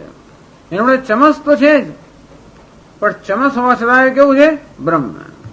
અસ્થિ ભાતિ પ્રિયમ, એ જ અસ્થિ ભાતિ પ્રિયમ. ચમસમાં પણ કે બધો હાથ હોય તો કે મંત્ર હોય, આ બધી કોઈ પણ વસ્તુ અસ્થિ ભાતિ ને પ્રેમ એનાથી ભિન્ન હોઈ ન શકે. અને તેથી ચમસ તો એ જુએ છે, પણ ચમસની જોડે જોડે ચમસને અસ્તિત્વ પ્રદાન કરનાર, ચમસને સત્તા પ્રદાન કરનાર, ચમસને સ્ફુરતા પ્રદાન કરનાર, ચમસને ઉપયોગિતા પ્રદાન કરનાર જે તત્વ છે એ તત્વ પણ એના પણ દર્શન કરે છે. જેમાં ફૂલ આપણે જોઈએ ત્યારે ફૂલ તો જોતા જોઈએ, પણ જોડે જોડે આ ફૂલને પ્રકાશિત કરનાર પ્રકાશ છે એ પણ જે ધ્યાનમાં લેતો હોય, આપણી દ્રષ્ટિ ફૂલ પર જ એટલી બધી આસક્ત હોય કે જેથી એ જેને કારણે આ ફૂલ આપણે દેખાય છે એ પ્રકાશ આપણા ધ્યાનમાં ના આવે. એમ તો જે કઈ ફૂલ જોઈએ એ માણસને પ્રકાશ પણ દેખાય તો ખરો જ, અને છતાં પણ સામાન્ય માણસો આ વસ્તુ ધ્યાનમાં લેતા હોતા નથી કે પ્રકાશને કારણે. એ તો ભાઈ ન દેખાય ત્યારે કે અંધારું છે ત્યારે ખ્યાલ આવે કે આ પ્રકાશ હતો માટે ફૂલ દેખાતો હતો. ફૂલ તો એનું એ જ છે, કેમ અંધારામાં દેખાતું નથી? કારણ કે ત્યારે પ્રકાશ નથી. અર્થાત આ ફૂલને પ્રકાશિત કરનાર જે પ્રકાશ છે એ સ્વરૂપથી દેખાતો ન હોવા છતાં પણ આ ફૂલને પ્રકાશિત કરે છે. એ રીતે તો એમાં એને દેખાતો જ હોય છે. અને તે રીતે આસ્થિ ભાતિ કે પ્રિય એ કોઈ સ્વરૂપથી દર્શન કરવાના નથી, છતાં પણ કોઈ પદાર્થમાં પ્રતિબિંબિત રૂપમાં તો અસ્થિ ભાતિ પ્રિય દેખાતું જ હોય છે. અસ્થિ એટલે કે અસ્તિત્વ પોતે તો કેવું છે? નિર્ગુણ છે, નિર્વિશેષ છે, કે ભાન પણ નિર્વિશેષ છે, છતાં એટલે તેની આંખોથી દેખાય નહીં, અને છતાં પણ આ દરેક નામ રૂપમાં વિશિષ્ટ રૂપે એ જ સત્તા, એ જ સ્ફુરણ, એ જ ઉપયોગિતા, એ જ પ્રિયતા, એ જ અભિવ્યક્ત થતા હોય છે. અને તેથી આજે રિફ્લેક્ટેડ અભિવ્યક્ત કે પ્રતિબિંબિત અસ્થિ ભાતિ પ્રિય છે એ પણ જેના ધ્યાનની બહાર જતા નથી. એ જુએ છે કે આને કારણે આ વસ્તુ છે. સમમ સર્વેષુ ભૂતેષુ તિષ્ઠંતમ પરમેશ્વરમ વિનશ્યત્સુ અવિનશ્યંતમ યહ પશ્યતિ સ પશ્યતિ. ભૂતો છે, વિનાશશીલ પદાર્થો તો છે જ, પણ આ કેવું છે? અવિનાશી. અનેક બધા પદાર્થો છે, પણ આ કેવું છે? એક. વિષમ બધા પદાર્થો છે, આ કેવું છે? સમ. સર્વ વિષમની અંદર આ જે સમાન છે, અનેકમાં જે એક છે, વિનાશીમાં જે અવિનાશી છે, અભિજાતમાં આ જે તત્વ છે એ પણ જે જુએ છે. અંતેથી ચમસ હોય કે હાથ હોય, કઈ વસ્તુ હોય એ પણ એની માટે બ્રહ્મ છે, અર્થાત બ્રહ્મથી ભિન્ન નથી. જેમ ઘડો જોતો હોય ત્યારે પણ માટી જોવાનું ચૂકતો નથી, અલંકાર જોતો હોય ત્યારે સુવર્ણ જોવાનું ચૂકતો નથી, બસ આટલું જ. સોની ક્યારે ના ચૂકે, એની દ્રષ્ટિ ક્યાં હોય? સુવર્ણ પર હોય. અલંકાર હાથમાં લેતો તો પણ આ કેટલા ટચનું છે કે કેટલા કેરેટનું છે, તરત એને એ વસ્તુ ધ્યાનમાં હોય જ. અંતેથી જેવી રીતે દરેક નામ રૂપના સંપર્કમાં હોય તો પણ એ નામ રૂપનું જે અધિષ્ઠાન તત્વ છે એ તત્વ પણ જેની દ્રષ્ટિ બહાર નથી. યદ અર્પણ બુદ્ધ્યા ગૃહ્યતે લોકે તસ્ય બ્રહ્મવિદ બ્રહ્મૈવ ઇત્યર્થ. સામાન્ય રીતે લોકોના વ્યવહારની અંદર જેને અર્પણ કે ચમસ એ રીતે જેને ચરપસ એવું જેને કહેવામાં આવે છે એ પણ આ બ્રહ્મવિદની દ્રષ્ટિમાં બ્રહ્મ જ છે. એ કેવી રીતે? તદ બ્રહ્મૈવ ઇતિ પશ્યતિ તસ્ય આત્મ વ્યતિરેકેણ અભાવમ પશ્યતિ. બ્રહ્મ એ ક્યાં છે? એ દક્ષિણામૂર્તિ સ્તોત્રમાં એક પ્રશ્ન ઉપસ્થિત થયો ને કે સત્તા, આ સ્ફુરણ, આ બધું જ્યાં દેખાય છે ત્યાં છે કે ક્યાં છે? તો ભલે આ નામ રૂપ ત્યાં દેખાતા હોય પણ એની સત્તા અને સ્ફુરતતા ક્યાં છે? ત્યાં નથી. ક્યાં છે? એ તો આત્મ સ્વરૂપ છે. એટલે કે છે આત્મ વ્યતિરેકેણ અભાવમ પશ્યતિ. ત્યારે બ્રહ્મ શબ્દ વાપરવામાં આવે ત્યારે આત્માની નજર ચૂક ન થવી જોઈએ. વાસ્તવમાં બ્રહ્મ એ આત્મા હોવાને કારણે આત્માથી કે હુંથી ભિન્ન નથી. આત્મ વ્યતિરેકેણ અભાવમ પશ્યતિ. એટલે કે આત્માથી, આત્મા સિવાય, અને એનો અર્થ કે આત્માનો ખ્યાલ જ જુદો છે. એ આત્મા એટલે દેહ કેવો ખ્યાલ હોત તો દેહથી તો ભિન્ન છે જ આ વસ્તુ, પણ આ દેહ એવો એનો આત્મા વિશેનો ખ્યાલ નથી. એનો આત્મા વિશેનો ખ્યાલ પણ કેવો છે? અસ્થિ ભાતિ અને પ્રિયમ. હું પણ નિર્વિશેષ છું. આ પ્રકારનું જેને જ્ઞાન છે એવા નિર્વિશેષ અસ્થિ કે ભાતિથી ભિન્ન કઈ જ નથી. આત્મ વ્યતિરેકેણ અભાવમ પશ્યતિ. યથા શુક્તિકાયામ રજત અભાવમ પશ્યતિ તદ્વત. જેવી રીતે શુક્તિકાયામ રજત અભાવમ પશ્યતિ, શુક્તિકાના જયારે દર્શન કરે ત્યારે શું છે? રજ અભાવમ પશ્યતિ. આમાં રજત છે જ નહીં, અને કદાચ ચળકતું દેખાય તો પણ આ રજત કેવું છે? મિથ્યા છે. આમ સત્યનું દર્શન હોવાને કારણે નામ રૂપ કે દેખાવ છે જેના માટે બાધિત થઈ ગયો છે. તદ્વત ઉચ્યતે બ્રહ્મૈવ અર્પણમિતિ. આમ તો શુક્તિકાયામ રજત અભાવમ પશ્યતિ, એ તો બધા બહુ મોટી વસ્તુ થઈ ગઈ. અર્થાત રજત દેખાતું જ નથી એવું કહે છે. તો દેખાતું જ ના હોય તો પછી આ વર્ણન કરવાનો પ્રશ્ન ના રહે. અર્થાત જયારે શુક્તિકા આપણે જોતા હોઈએ કે છીપોલીમાં ચાંદી એને દેખાતી જ નથી, એવું ક્યારે કહેવામાં? જયારે બીજા કોઈને દેખાતી હોય ત્યારે, કોઈને ના દેખાય ને ચાંદી. એવું કહેવાની કેમ જરૂર પડી કે એને શુક્તિકામાં ચાંદી દેખાય? કઈ બીજો કોઈ કહેશે કે આ ચાંદી છે. એટલે લોકે યદ રજત બુદ્ધ્યા ગૃહ્યતે, લોકો જેને ચાંદી કહે છે એ માને છે કે નહીં શુક્તિકાથી અન્ય કઈ જ નથી. અર્થાત લોકોને જે ચળકાટ દેખાય એ ચળકાટ આને પણ દેખાય છે, અને છતાં પણ એ પદાર્થનું વાસ્તવિક જ્ઞાન હોવાને કારણે એને શુક્તિકાથી અન્ય કઈ દેખાતું જ નથી. તેમ લોકોને જે નામરૂપ દેખાય, નામરૂપ દર્શન આને પણ થાય છે, અને છતાં પણ નામરૂપના તત્વનું જ્ઞાન હોવાને કારણે એને એની દ્રષ્ટિમાં એનાથી અન્ય કઈ જ નથી. એ દ્રષ્ટિ કહે છે તસ્ય આત્મ વ્યતિરેકેણ. આ બહુ સુંદર વસ્તુ છે. અભાવમ પશ્યતિ, આત્માથી અન્ય એનું કોઈ અસ્તિત્વ નથી એ રીતે જુએ છે. અર્થાત આ બધી વસ્તુઓનું કોઈ વિશિષ્ટ કોઈ સ્વતંત્ર અસ્તિત્વ નથી, પણ એમનું અસ્તિત્વ આત્માને આભારી છે, હુંને આભારી છે, મારાથી ભિન્ન કઈ નથી, આ રીતે જુએ છે. યથા યદ રજતમ તત્ શુક્તિકા એવૈતિ. જેવી રીતે જે રજત છે એ શુક્તિકા જ છે. રજત કોની દ્રષ્ટિએ છે? લોકોની દ્રષ્ટિએ. શુક્તિકાની દ્રષ્ટિમાં છે અજ્ઞાની દ્રષ્ટિમાં. તે જ રીતે બ્રહ્મ અર્પણ યદ અર્પણ બુદ્ધ્યા ગૃહ્યતે લોકે તદસ્ય બ્રહ્મવિદ બ્રહ્મૈવ ઇત્યર્થ. અર્થાત લોકોમાં જેને અર્પણ કહેવામાં આવે છે એ આ બ્રહ્મવિદની દ્રષ્ટિમાં બ્રહ્મ જ છે. એની આગળ ચર્ચા કરશું નેક્સ્ટ ટાઈમ.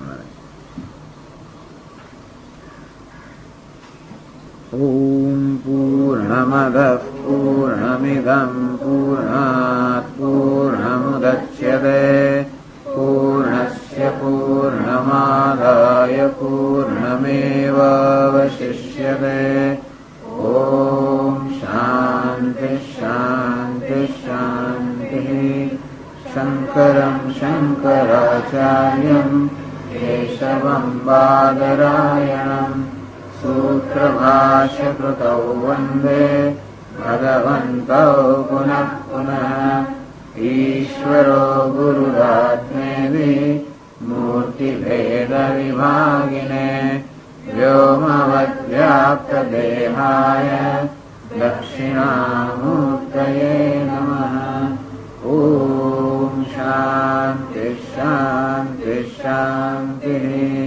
હરિ ઓમ શ્રી ગુરુભ્યો નમઃ. હરિ ઓમ. ઓમ નારાયણઃ પરો વ્યક્તાत्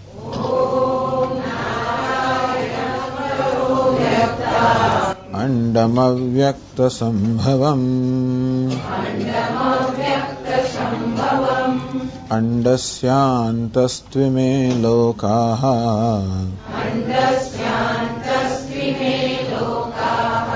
સપ્તદ્વીપા ચ મેદિની.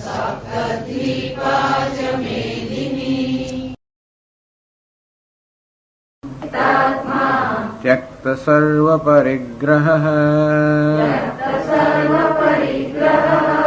शारीरं केवलं कर्म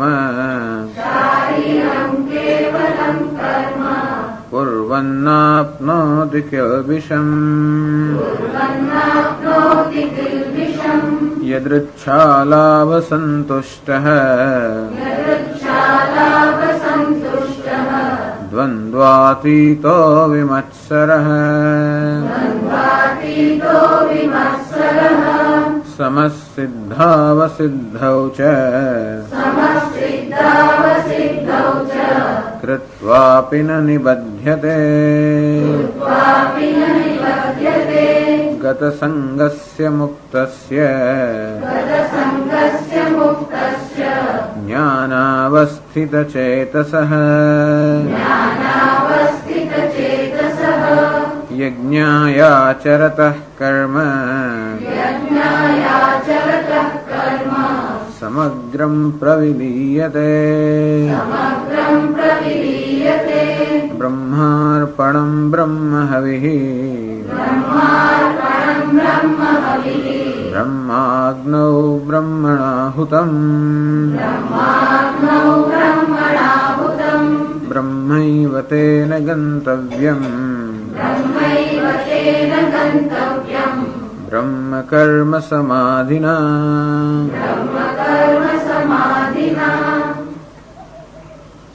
બ્રહ્માર્પણમ બ્રહ્મ જ અર્પણ છે, બ્રહ્મ હવિઃ હવિષ પણ બ્રહ્મ છે, બ્રહ્માગ્નૌ અગ્નિ પણ બ્રહ્મ છે, બ્રહ્મણાહુતમ અર્પણ કરનાર પણ બ્રહ્મ છે, હુતમ અર્પણ કરવાની ક્રિયા પણ યજ્ઞ ક્રિયા પણ બ્રહ્મ છે.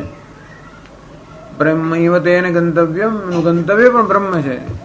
બ્રહ્મ કર્મ સમાધિના બ્રહ્મરૂપી કર્મમાં જેની સમાધિ કે જેની નિષ્ઠા છે એના માટે આ સર્વ બ્રહ્મ જ છે.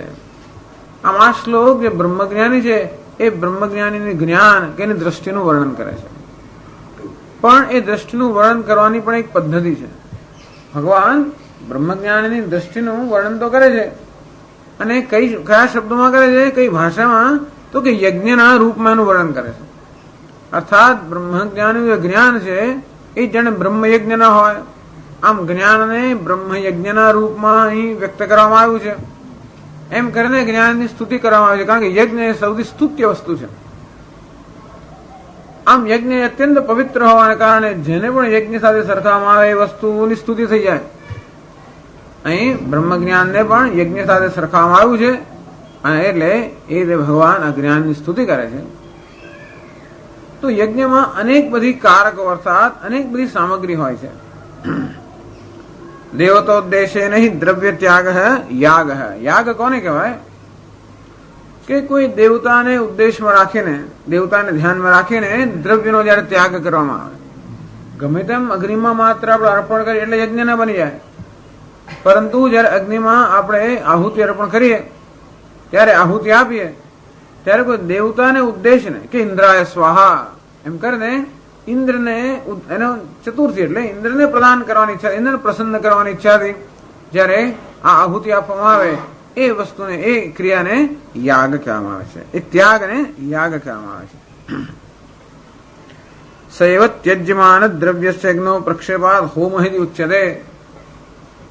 અને એ ઘી કે જે કઈ જે કઈ હવિષ હોય અર્થાત અર્પણ કરવાનું જે કઈ દ્રવ્ય હોય એ દ્રવ્યને ખરેખર અગ્નિની અંદર જેને પ્રક્ષેપ કરવામાં આવે તો એને હોમ એમ કહેવામાં આવે છે. આમ યાગ એટલે કોઈ પણ દ્રવ્યનો જયારે અર્પણ કરવામાં આવે દેવતાને ઉદ્દેશને, એટલે સામાન્ય પૂજાને પણ યાગ કહી શકાય એ દ્રષ્ટિએ. પરંતુ એ વસ્તુ જયારે અગ્નિમાં અર્પણ કરવામાં આવે, અગ્નિમાં દેવતાનું આવાહન કરવામાં આવે અને એ આહુતિ અગ્નિમાં અર્પણ કરવામાં આવે ત્યારે હોમ કહેવામાં આવે છે. તત્ર ઉદ્દેશ્ય દેવતા સંપ્રદાનમ. જેને ઉદ્દેશને, જેને ખ્યાલમાં રાખીને આ આહુતિ અર્પણ કરવામાં આવે છે એ દેવતા એક વસ્તુ જોઈએ, એ જોઈએ પહેલા તો. અર્થાત યજ્ઞ સંપન્ન કરવા માટે કોણ જોઈએ? દેવતા. ચતુર્થી વિભક્તિ સંપ્રદાનમ. એ દેવતા ઇન્દ્રાય સ્વાહા, વરુણાય સ્વાહા. આમ અમે ચતુર્થી વિભક્તિમાં હોય. ઉદ્દેશ્ય જે અર્થાત જેને ઉદ્દેશ્યને કરવામાં આવે છે એ ચતુર્થી વિભક્તિમાં છે. ત્યજ્યમાનમ દ્રવ્યમ હવિષ શબ્દવાચ્યમ સાક્ષાત ધાત્વર્થ કર્મ. હવિષ, હવે આ યજ્ઞ કરીએ એનું કર્મ. કર્મનો અર્થ વ્યાકરણની દ્રષ્ટિએ કર્મ, કર્તા, કર્મ, કર્ણ વગેરે. કર્મ એટલે જેને લઈને ક્રિયા થતી હોય એનું નામ કર્મ. તો જે હવિષ એટલે ધારો કે ઘી કે દહીં કે જે કે આપણે ખરેખર અર્પણ કરતા હોઈએ એ અર્પણ ક્રિયાનું કર્મ કહેવાય. એટલે હવિષ શબ્દ વાચ્યમ સાક્ષાત કર્મ. આપણે જે અર્પણ કરીએ છીએ એ શેને અર્પણ કરીએ છીએ? તો શું પ્રશ્ન પૂછીને જેનું ઉત્તર આવે નામ કર્મ. કોનો પ્રશ્ન પૂછે ઉત્તર આવે નામ કર્તા, અને શું એનો ઉત્તર જે મળે શું કહેવાય? કર્મ. તો કે હું બ્રાહ્મણ લાડુ ખાય છે, કોણ ખાય છે? બ્રાહ્મણ. તો કર્તા. શું ખાય? તો લાડુ. લાડુ શું કહેવાય? કર્મ કહેવાય. એવું તેવી રીતે આ જે હવનની ક્રિયા થઈ રહી છે, અર્પણની ક્રિયા, એનું કર્મ કયું? તો કે શું અર્પણ થઈ રહ્યું છે? તો કે હવિષ. એટલે ઘી કે જે વસ્તુ અર્પણ કરવામાં આવે છે હવિષ કહેવામાં આવે છે, એ અર્પણ ક્રિયાનું કર્મ છે. તત્ફલમ તો સ્વર્ગાદિ વ્યવહિતમ ભાવના કર્મ. પરંતુ આપણે આ જયારે દ્રવ્ય અર્પણ કરતા હોઈએ ત્યારે મનમાં ભાવના થતી હોય છે. શેના માટે આ દ્રવ્ય અર્પણ થઈ રહ્યું છે? તો કે સ્વર્ગની પ્રાપ્તિ માટે. અર્થાત જે કોઈ હેતુથી આ કર્મ થઈ રહ્યો, જે કોઈ પ્રયોજનથી આ કર્મ થઈ રહ્યો હોય, એ પ્રયોજનની ભાવના મનમાં થતી હોય, અને તેથી એ પ્રયોજન માટે સ્વર્ગની પ્રાપ્તિ, કશાકની પ્રાપ્તિ માટે, અને તેથી સ્વર્ગ કે એવું કોઈ કર્મ ફળ જેની પ્રાપ્તિ માટે આ કર્મ થઈ રહ્યું છે એ પણ કર્મ છે. વ્યવહિતમ કર્મ. યાગ થતી હોય મનમાં ભાવના થતી હોય. કોની ભાવના છે? સ્વર્ગની. અને તેથી અર્પણ કોનું થાય છે? ઘી વગેરેનું. અર્પણ કોને માટે થાય છે? સ્વર્ગ માટે. અને તેથી જયારે બહારથી આ કર્મ થઈ રહ્યો હોય અર્પણ કરવાનું, ત્યારે મનમાં પણ એક ભાવના નામનું કર્મ થઈ રહ્યું હોય, મનમાં પણ ભાવના આપતા રાખતો હોઈએ, ત્યારે એ ભાવના કોની થઈ રહી છે? તો કે સ્વર્ગની. આમ સ્વર્ગની ઈચ્છાથી, સ્વર્ગના પ્રયોજનથી દેવતાના ઉદ્દેશ્યને આ અર્પણ કરવામાં આવે છે. એને કર્મ કહેવામાં આવ્યું. કેવું છે? વ્યવહિતમ કર્મ. એટલે કે પ્રત્યક્ષ નહીં પણ પરોક્ષ રીતે. એવં ધારકત્વેન હવિષઃ અગ્નૌ પ્રક્ષેપે સાધકતમતયા જુહ્વાદિકરણમ. કરણ કોને કહેવાય? અર્પણ કોને કહેવાય? જુહુ એટલે કે પેલો ચમચ લાકડાનો જે ચમચ હોય, જેનાથી ઘી વગેરે અર્પણ કરવામાં આવે, તો હાથ જેનાથી કોઈ દ્રવ્ય અર્પણ કરવામાં આવે, સાધકતમમ, જેના વગર ના ચાલે. આમ ઘણી બધી વસ્તુ જોઈએ, પણ ચમચ ના હોય તો તમે ઘીને અર્પણ ના કરી શકો. બધું હોય પણ ચમચ ના હોય તો ઘી અર્પણ ના થાય. માટે કઈ વસ્તુ છે જેના વગર અર્પણ ક્રિયા ના થાય? તો કે ચમચ. અને માટે એને કરણ કહેવામાં આવે છે. સાધકતમમ. પ્રકાશકતયા મંત્રાદિ કર્ણમપી કારક જ્ઞાપક ભેદેને દ્વિવિધમ. અને તે વખતે જયારે તમે આ ઘી અર્પણ કરતા હો ત્યારે મંત્રોચ્ચાર થાય. કહ્યું ને, ઇન્દ્રાય સ્વાહા. આ મંત્ર સાથે અર્પણ થાય તો જ દેવતાને પહોંચે. અંતેથી એ અર્પણ ક્રિયામાં તો અર્પણ ક્રિયા ક્યારે શક્ય બને? ચમચ કે એવી કોઈ એવું લઈને તમે અર્પણ કરતા હો. સાથે સાથે એ હોમ ક્યારે કહેવાય? જ્યારે કે યાગ ક્યારે કહેવાય? જ્યારે દેવતાને અર્પણ થતું હોય. અર્પણ કરતી વખતે મંત્રોચ્ચાર કરવામાં આવે, અંતેથી એ મંત્રના ઉચ્ચારણને કારણે જે દેવતા છે એ દેવતા પ્રગટ થાય એવું માને છે લોકો. આપણે જેવો મંત્ર બોલીએ કે તરત જ દેવતા પ્રગટ. મંત્ર કે દેવતા કેવો છે? મંત્રાત્મક જ છે. અંતેથી પ્રકાશકતયા મંત્રાદિ કર્ણમપી. અંતેથી એ મંત્રો જે છે એ પણ કરણ છે, કારણ કે એ દેવતાને પ્રગટ કરતા હોય છે. અંતેથી એ પણ કરણ કહેવાય. એવં ત્યાગ અગ્નૌ પ્રક્ષેપશ્ચ દ્વે ક્રિયે તત્ર આદ્યાયામ યજમાન કરતા. કર્મ કરનાર પણ બે જણ હોય છે. કોણ બે જણ કર્મ કરે? એક તો યજમાન, જેને માટે આ કર્મ થઈ રહ્યું છે, અને બીજો પેલો ઋત્વિક, જે કર્મ કરી રહ્યો છે. ઋત્વિક આહુતિ આપે છે, ફળ કોને જાય છે? યજમાનને. અંતેથી યજમાન પણ કરી રહ્યો છે, કારણ કે કારક એટલે એ કરાવનાર છે. પ્રેરક કોણ છે આમાં? તો યજમાન. એટલે ભલે આ માણસ કર્મ ઋત્વિક કર્મ કરી રહ્યો છે, છતાં પણ એની પ્રેરણા કરનાર કોણ છે? યજમાન. અંતેથી કરનાર પણ બે છે. એક સીધે સીધો પ્રત્યક્ષ અને બીજો પરોક્ષ. આદ્યાયામ યજમાન કરતા પ્રક્ષેપેતુ યજમાન પરિક્રીત અધ્વર્યુ. જે અધ્વર્યુ જે છે ઋત્વિક એ પણ કરતા છે, અને બીજો યજમાન પણ કરતા છે. અગ્નિમાં પ્રક્ષેપ કરવાની ક્રિયાનો કરતા તો કે અધ્વર્યુ, પણ આખી યાગની ક્રિયાનો કરતા કોણ? તો કે યજમાન. આ બધી વસ્તુ પણ બ્રહ્મ જ છે એ માટે આ ચર્ચા કરવામાં છે કે આ ભગવાન આ બધાનો આમાં સમાવેશ કરે છે. એવમ દેશ કાલાદિકમ અધિકરણમ સર્વક્રિયા સાધારણમ. એ સિવાય પણ અમુક સમયે યાગ થવો જોઈએ. ગમે ત્યારે કરો તો ના ચાલે. અમુક સ્થળે થવો જોઈએ એ પણ નિયમ છે. કઈ દિશામાં ક્યાં અગ્નિ સ્થાપિત કરવો? તો કે હંમેશા પંડિતો જો કઈ દિશામાં, કઈ અગ્નિ ખૂણામાં કરવું કે પછી નૈઋત્ય ખૂણામાં કરવું, કયા દેવતા છે, એ રીતે બધી એટલે દેશ પણ નક્કી, સ્થળ નક્કી થતું હોય, કાળ પણ નક્કી થતું હોય, આ બધું પણ અંદર કામ લાગતું હોય, આ બધાનો પણ ભાગ છે. એ પણ શું છે? સર્વક્રિયા સાધારણમ કરણમ, અધિકરણ, અગ્નિ અધિકરણ છે અમુક દેશમાં, અમુક કાળમાં અને અગ્નિમાં. આ બધાને શું કહેવાય? અધિકરણ. એટલે કે જેના આધારે આ બધું થતું હોય. આ બધું જયારે હોય ત્યારે આ હોમ નામની ક્રિયા થાય. તો બ્રહ્મ જ્ઞાનની દ્રષ્ટિએ આ બધું બ્રહ્મ જ છે. બ્રહ્માર્પણમ, અર્પણ જે છે બ્રહ્મ છે. અર્પણ એટલે ચમસ વગેરે જેનાથી અર્પણ કરવામાં આવતું હોય એ સીધે સીધો અર્પણ શબ્દનો અર્થ થાય. અર્પ્યતે અનેના ઇતિ કરણ વ્યુત્પત્ત્ય અર્પણમ જુહ્વાદી, ચમસ વગેરે અર્પણ કહેવાય. અર્પ્યતે અસ્મૈ વ્યુત્પત્ત્યા દેવતા રૂપમ સંપ્રદાનમ અર્પણમ, અર્પણ શબ્દનો અર્થ કોને અર્પણ કરવામાં આવે છે એમ દેવતાને પણ અર્પણ કહેવાય.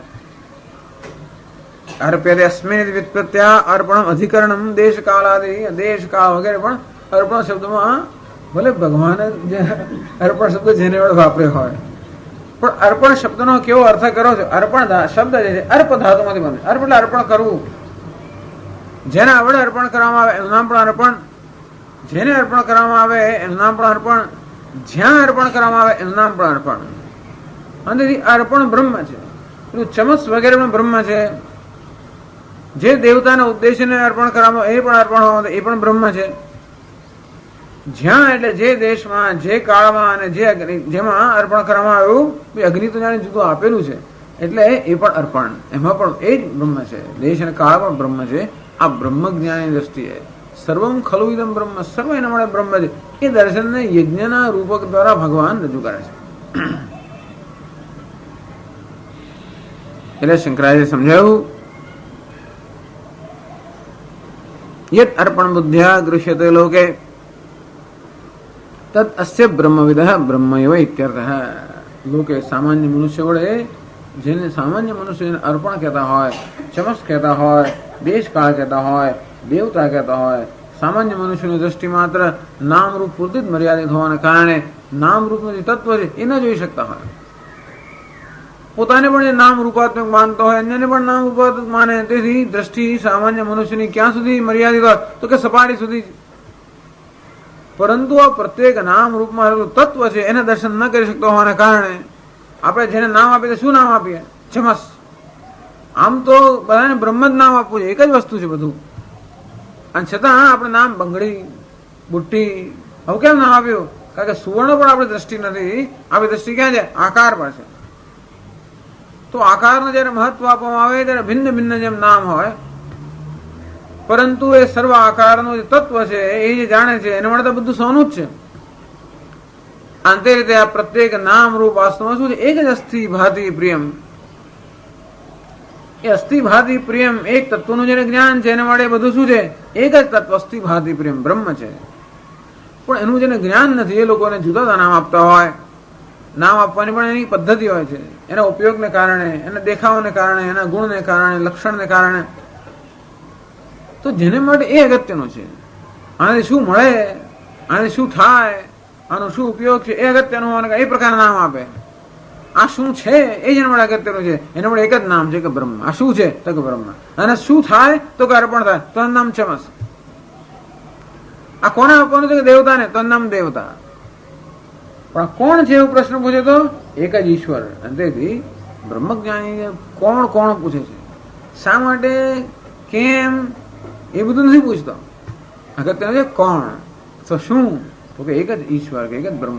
અને તેથી સામાન્ય મનુષ્યો જેને આ જુદા જુદા નામ આપતા હોય એના ઉપયોગને કારણે વગેરેને કારણે એ બધું આ બ્રહ્મજ્ઞાની દ્રષ્ટિમાં બ્રહ્મ જ છે. યથા યદ રજતમ તત્શુક્તિકા એવૈતિ. જેવી રીતે જે અજ્ઞાની દ્રષ્ટિએ રજત છે એ જ્ઞાની દ્રષ્ટિએ શું છે? શુક્તિકા. અજ્ઞાની જેને રજત કહે છે એને જ્ઞાની પુરુષ શું કહે છે? શુક્તિકા. અંતે રીતે અજ્ઞાની પુરુષ જેને હવિ વગેરે કહે છે, હવિષ અથવા તો અર્પણમ ચમસ, એને અજ્ઞાની પુરુષ શું કહે છે? બ્રહ્મ. એ કહેતો ન હતો પણ એને જાણે છે બ્રહ્મ રીતે. બાધાયામિદમ સામાનાધિકરણ્યમ. બાધાયામ એટલે નામ રૂપનો બાધ થઈ જાય અને એનું જે તત્વ છે એ તત્વનું જયારે મહત્વ હોય તત્વ સત્ય છે, અસ્થિ ભાતિ પ્રિયમ સત્ય છે, નામ રૂપ શું છે તો કે મિથ્યા છે, સુવર્ણ સત્ય છે, પેલા બધા બંગડી વગેરે શું છે મિથ્યા છે. તો આમ હાથમાં બંગડી હોય તો કે આ સોનું છે, 10 તોલા સોનું લો, મને તું બંગડી આપે છે, મારે સોનું જોઈએ તો કે એટલે આપણે કોઈ 10 તોલા સોનું આપે તો 3 બંગડી આપણને આપે. લે મારે બંગડી નથી જોઈતી, મારે સોનું જોઈએ છે. એકની દ્રષ્ટિએ જે બંગડી છે એ બીજાની દ્રષ્ટિએ સોનું છે. જે 10 તોલા સોનું આપે છે એની દ્રષ્ટિમાં એ સોનું છે, બંગડી નથી. બંગડી હોવા છતાં પણ નથી. બંગડી હોવા છતાં એટલે જે અજ્ઞાની દ્રષ્ટિએ બંગડી છે એ એની દ્રષ્ટિએ શું છે સુવર્ણ. તો એની દ્રષ્ટિમાં શું ફેર? આની દ્રષ્ટિમાં બંગડી એનો બાદ થઈ ગયો.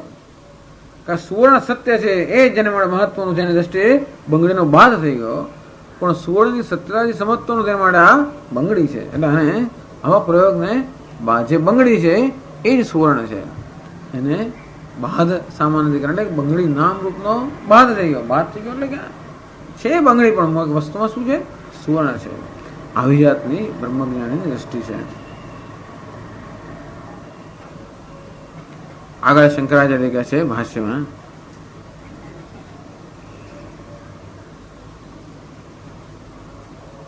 બ્રહ્મ હવિ તથા યદ હવિર્બુદ્ધ્યા ગૃહ્યમાણં તદ બ્રહ્મૈવ અસ્ય. બ્રહ્મ હવિ જેનું અર્પણ કરવામાં આવે ને હવિષ કહેવામાં આવે છે, ઘી વગેરે. તો હવિ એ પણ શું છે? યદ હવિર્બુદ્ધ્યા ગૃહ્યમાણં, લોકે જે વ્યવહારની અંદર સામાન્ય મનુષ્ય વડે જેને હવિષ એ તે જેનું નામકરણ કરવામાં આવે છે અથવા હવિષ તરીકે જેને જાણવામાં આવે છે એ પણ આ બ્રહ્મ જ્ઞાની દ્રષ્ટિએ શું છે? બ્રહ્મ જ છે.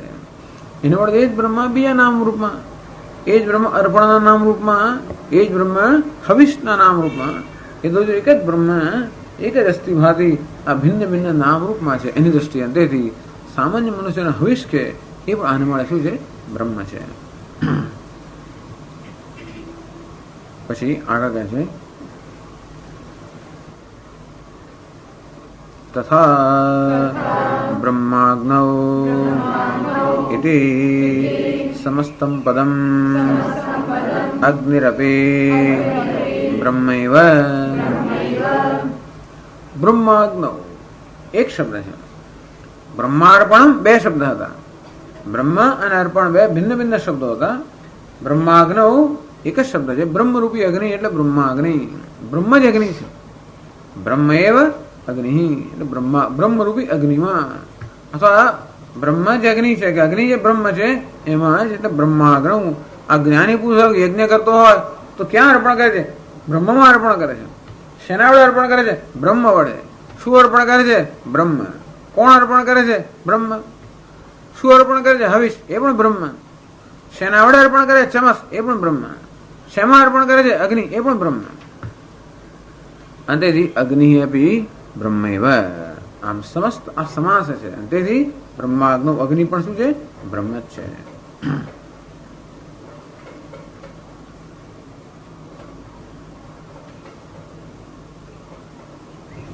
પછી આગળ કહે છે યત્ર હૂયતે બ્રહ્મણા કર્તા બ્રહ્મૈવ કર્તા ઇત્યર્થઃ. અગ્નિ હે બ્રહ્મૈવ યત્ર હૂયતે, જ્યાં આ હોમ ક્રિયા થાય છે જેમાં, એટલે કે એ અગ્નિ પણ બ્રહ્મ છે.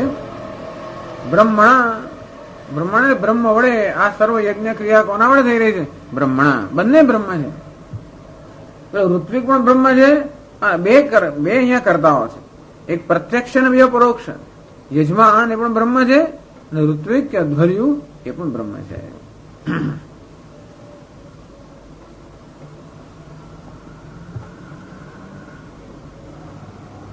પછી આગળ કહે છે બ્રહ્મૈવ કરતા એટલે એ કરનાર પણ બ્રહ્મ જ છે. યત્તેન હુતમ હવન ક્રિયાપી તદ બ્રહ્મૈવ યત્તેન ગંતવ્યમ ફલમ તદપી બ્રહ્મૈવ યત્તેન હુતમ. હુતમ એટલે હવન ક્રિયા. હુતમ એટલે હવન ક્રિયા. આ હવનની જે ક્રિયા છે અર્થાત જે હવિષનો પ્રક્ષેપ કરવામાં આવે છે અગ્નિમાં, એ જે ક્રિયા છે એ પણ શું છે તો કે એ પણ બ્રહ્મ છે. ક્રિયા પણ બ્રહ્મ. જેના વડે ક્રિયા સંપાદિત કરવામાં આવે છે એ બધા એ કારકો પણ બ્રહ્મ, અને જોડે જોડે આખી જે ક્રિયા છે એ પણ શું છે બ્રહ્મ. આ બધું કરો ત્યારે જે ક્રિયા સંપન્ન થઈ એને શું કહેવાય હોમ. એ પણ બ્રહ્મ છે. ઉત્તમ હવન ક્રિયા બી તદ બ્રહ્મ યત્તે એને ગંતવ્યમ. આ કર્મ બ્રહ્મ યજ્ઞ કરવાથી જે ફળ મળે એને શું ગંતવ્ય. ગંતવ્ય એટલે જે પ્રાપ્ત કરવાનું છે તે સ્વર્ગ ધારો કે, તો ગંતવ્ય એટલે જે વસ્તુ જ્યાં જવાનું છે તે, એટલે જે પ્રાપ્ત કરવાનું છે કે ફળ. ગંતવ્ય એટલે કે જે ફલમ અર્થાત યજ્ઞ ક્રિયાનું જે ફળ છે એ પણ છે તદપી બ્રહ્મ, એ પણ બ્રહ્મ જ છે. એટલે આ બ્રહ્મ યજ્ઞ કરવાથી એને ફળ શું મળે એ પણ બ્રહ્મ. અર્થાત જે ફળ છે એ પણ એના માટે બ્રહ્મ જ છે, એ પણ ભિન્ન નથી.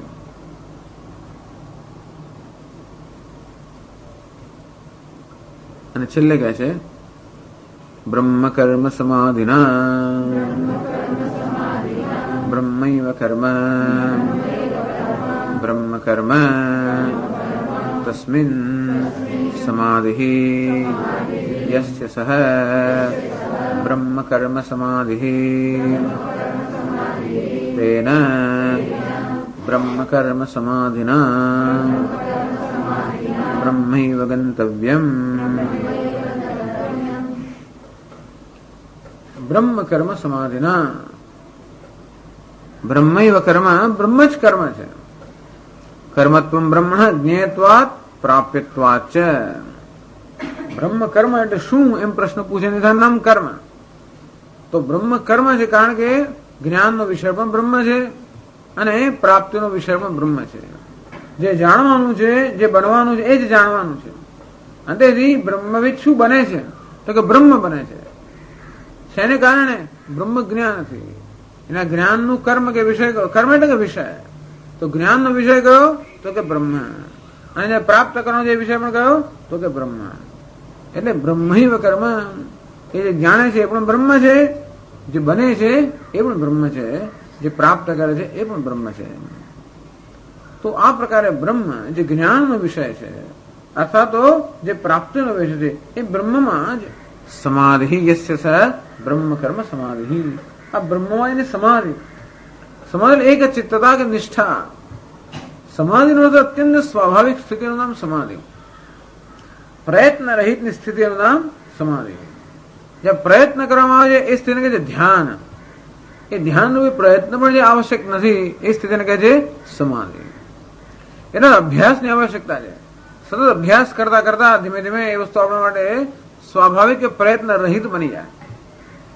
પરંતુ આ રીતે આના પણ અભ્યાસને કારણે કોઈ પ્રકારના પ્રતિબંધો જયારે ન રહ્યા હોય ત્યારે આ આત્મા બ્રહ્મ છે એ પ્રકારના જ્ઞાન એના માટે કેવું બની જાય? સહજ બની જાય.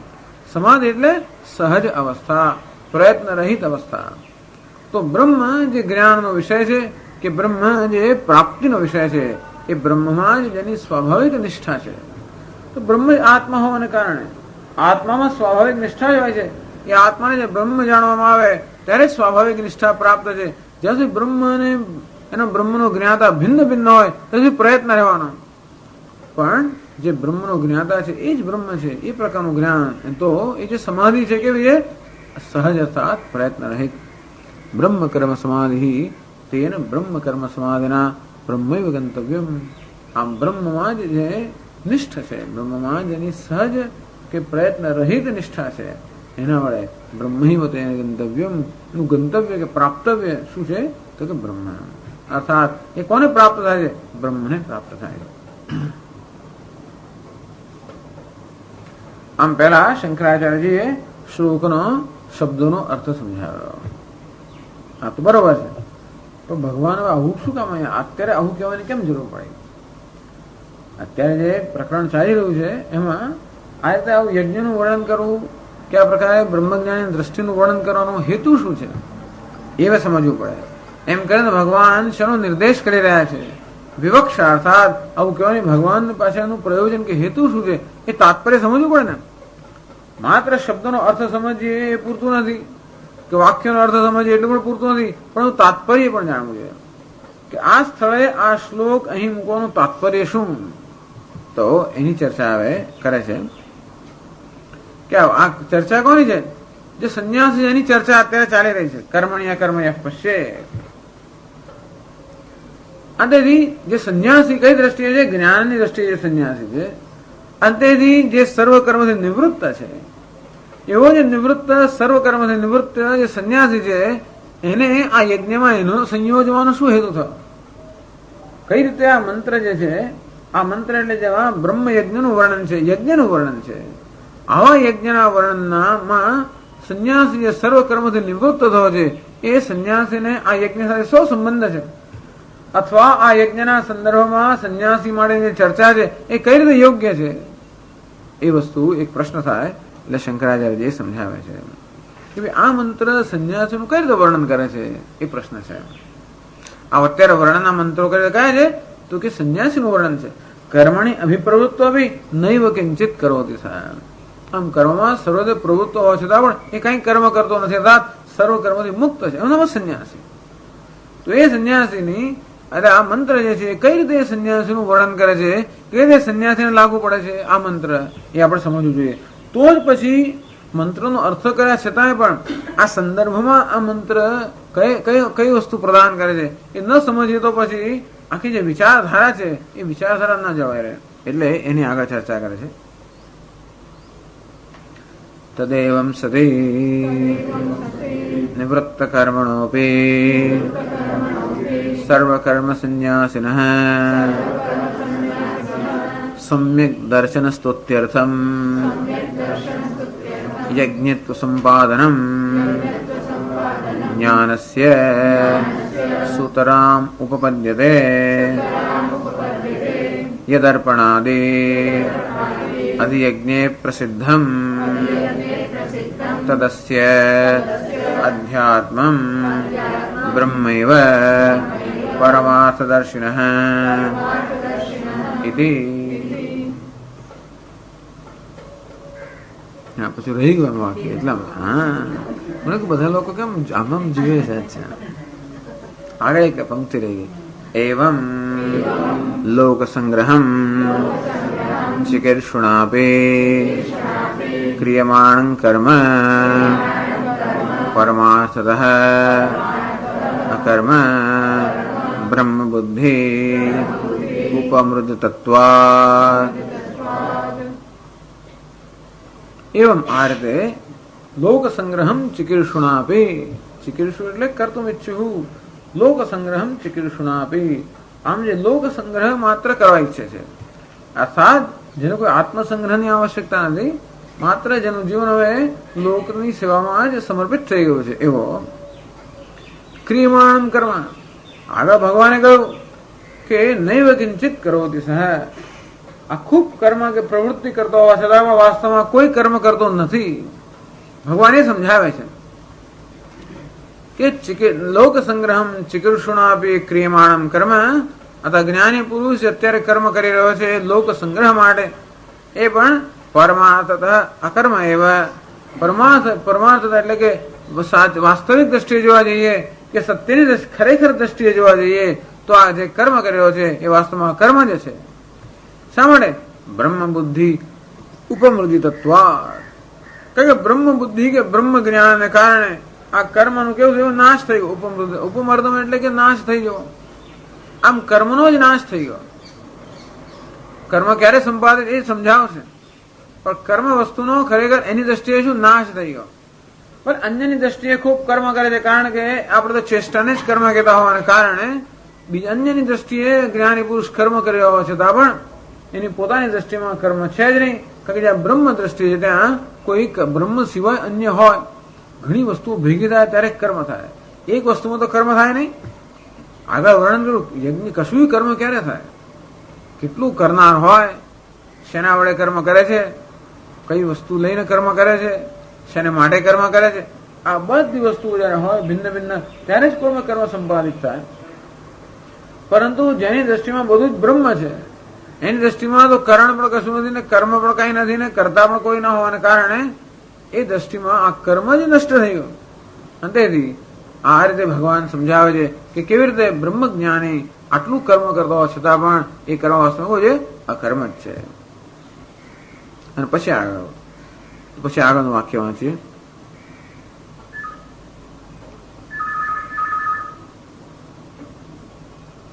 તદેવં સતી નિવૃત્ત કર્મણોપી સર્વકર્મ સંન્યાસિનઃ સમ્યક દર્શનસ્તુત્યર્થમ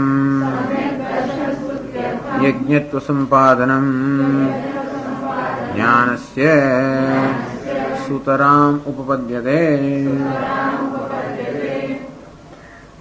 યદર્પણાદિ અધિયજ્ઞે પ્રસિદ્ધમ તદસ્ય અધ્યાત્મં બ્રહ્મૈવ પરમાર્થદર્શિનઃ ઇતિ. તદેવં સતી આવું જયારે છે ત્યારે નિવૃત્ત કર્મણઃ ભી સર્વ કર્મ સંન્યાસિનઃ. તો સંન્યાસીના કર્મ જયારે કરતો જ ના હોય ત્યારે પછી યજ્ઞ કરે છે એવું કેમ તમે કહો છો? એક બાજુ જયારે કહે છે કે આ સંન્યાસી સર્વ કર્મ કરતો હોવા છતાં પણ કોઈ કર્મ કરતો નથી, અને બીજી બાજુ એવું વર્ણન કરે છે જાણે કે એ બ્રહ્મ એ યજ્ઞ કરી રહ્યો હોય. તો પછી એવમ સતી જ આવું હોય તો અર્થાત એની દ્રષ્ટિમાં કોઈ પણ કર્મ જયારે કર્મ ન રહ્યો હોય ત્યારે નિવૃત્ત કર્મણો બી સર્વ કર્મ સંન્યાસીન, સર્વ કર્મનો જેને ત્યાગ કર્યો છે અને તેથી સર્વ કર્મ નિવૃત્ત છે એને માટે પણ સમ્યક દર્શન સ્તુત્યર્થમ, એનું સમ્યક દર્શન અર્થાત એનું યથાર્થ જ્ઞાન છે, એનું જે બ્રહ્મ જ્ઞાન છે એની સ્તુતિ કરવા માટે યજ્ઞત્વ સંપાદનમ જ્ઞાનસ્ય સૂતરામ ઉપપદ્યતે. આ બ્રહ્મ જ્ઞાનની જે દ્રષ્ટિજનનું જે જ્ઞાન છે એ જ્ઞાનનું જ ભગવાન, એ જ્ઞાન જે દ્રષ્ટિ છે એને જ ભગવાન યજ્ઞના રૂપમાં એનું વર્ણન કરે છે. કેમ એવું કરે છે? સ્તુતિ માટે. મેં કહ્યું તે પ્રમાણે યજ્ઞ એટલે સર્વથી પવિત્રમાં પવિત્ર વસ્તુ. વેદમાં પણ મુખ્ય વસ્તુ કહ્યું તો કે યજ્ઞ, જીવનમાં પણ મુખ્ય કાર્યમાં કયું કરવાનું તો કે યજ્ઞ. અને તેથી યજ્ઞ એટલે જેનાથી ઈશ્વરનું આવાહન કરવામાં આવે, એને પ્રસન્ન કરવામાં આવે, એનો અનુગ્રહ પ્રાપ્ત થાય, જેનાથી જીવનનું કલ્યાણ થાય, તો એકમાત્ર શ્રેષ્ઠ સાધન હતું યજ્ઞ. અંતેથી યજ્ઞ એ સર્વશ્રેષ્ઠ વસ્તુ છે. અંતેથી બ્રહ્મ જ્ઞાનીની આ જે દ્રષ્ટિ છે એને પણ યજ્ઞ સાથે સરખાવે છે ભગવાન, એના જ્ઞાનની સ્તુતિ કરવા માટે. કોઈ પણ વસ્તુનું જયારે શ્રેષ્ઠ વસ્તુ સરખાવવામાં આવે એની સ્તુતિ થાય. આહા, અમારો દીકરો તો આઈન્સ્ટાઈન નીકળ્યો એમ કહે ને, કોની સ્તુતિ કરી? દીકરાની. કશું કરી લાવ્યો છે સ્કૂલની અંદર, અંતેથી આપણે શું કહીએ? આ તો આઈન્સ્ટાઈન છે. આઈન્સ્ટાઈન એટલે સર્વમાન્ય. અંતેથી કોઈને એની સાથે સરખામણી કરવામાં આવે તો શેને માટે? આની સ્તુતિ કરવા માટે. અંતે રીતે કોઈ વસ્તુને જયારે યજ્ઞ સાથે સરખાવવામાં આવે ત્યારે એની સ્તુતિ થતી હોય છે. અંતે રીતે આ બ્રહ્મ જ્ઞાનને પણ યજ્ઞ જયારે કહેવામાં આવે છે ત્યારે બ્રહ્મ જ્ઞાન કે બ્રહ્મ વિદ્યાની સ્તુતિ માટે સમ્યક દર્શન સ્તુત્યર્થમ યજ્ઞત્વ સંપાદનમ જ્ઞાનસ્ય સૂતરામ ઉપપદ્યતે. જો આવું હોય તો જ, અર્થાત જ્ઞાનની દ્રષ્ટિમાં સર્વકર્મ કર્મ નથી ત્યારે જ જયારે આ રીતે જ્ઞાનનું વર્ણન આ યજ્ઞની ભાષામાં કરવામાં આવે ત્યારે એ સ્તુતિ થાય છે, નહીતર પછી બીજું કંઈક થઈ જાય. યત અર્પણાદિ અધિયજ્ઞ પ્રસિદ્ધમ. સ્તુતિ એટલે જયારે ન હોય છતાં પણ આપણે કહીએ નથી આઈન્સ્ટાઈન તો આઈન્સ્ટાઈન કહેતા હોઈએ, એ તો એની સ્તુતિ થઈ. એ હોય ને આઈન્સ્ટાઈન સ્તુતિ ના થાય તો પછી સત્યનું વર્ણન થયું. નથી છતાં પણ યજ્ઞ કહીએ છીએ એમ કરીને જ્ઞાનની સ્તુતિ થઈ રહી છે. યત અર્પણાદિ અધિયજ્ઞ પ્રસિદ્ધમ અર્થાત અર્પણમ વગેરે આ બધા જે કારકો, અનેક બધી સામગ્રીઓ યજ્ઞની અંદર જે પ્રસિદ્ધ નામથી ઓળખાતી હોય છે. તસ્ય અધ્યાત્મ બ્રહ્મૈવ પરમાર્થદર્શિનઃ. આ યજ્ઞના સંદર્ભમાં જે ભિન્ન ભિન્ન બધા કારકો સામગ્રીઓ છે એ બધું પણ આ જ્ઞાની દ્રષ્ટિએ તો અધ્યાત્મા જ છે, બ્રહ્મ જ છે. પરમાર્થદર્શિનઃ, પરમાર્થદર્શી માટે. હવે એમણે પોતે પણ કહેવું પડે કે એવો અભિપ્રાય આપ શા પરથી લાવ્યા?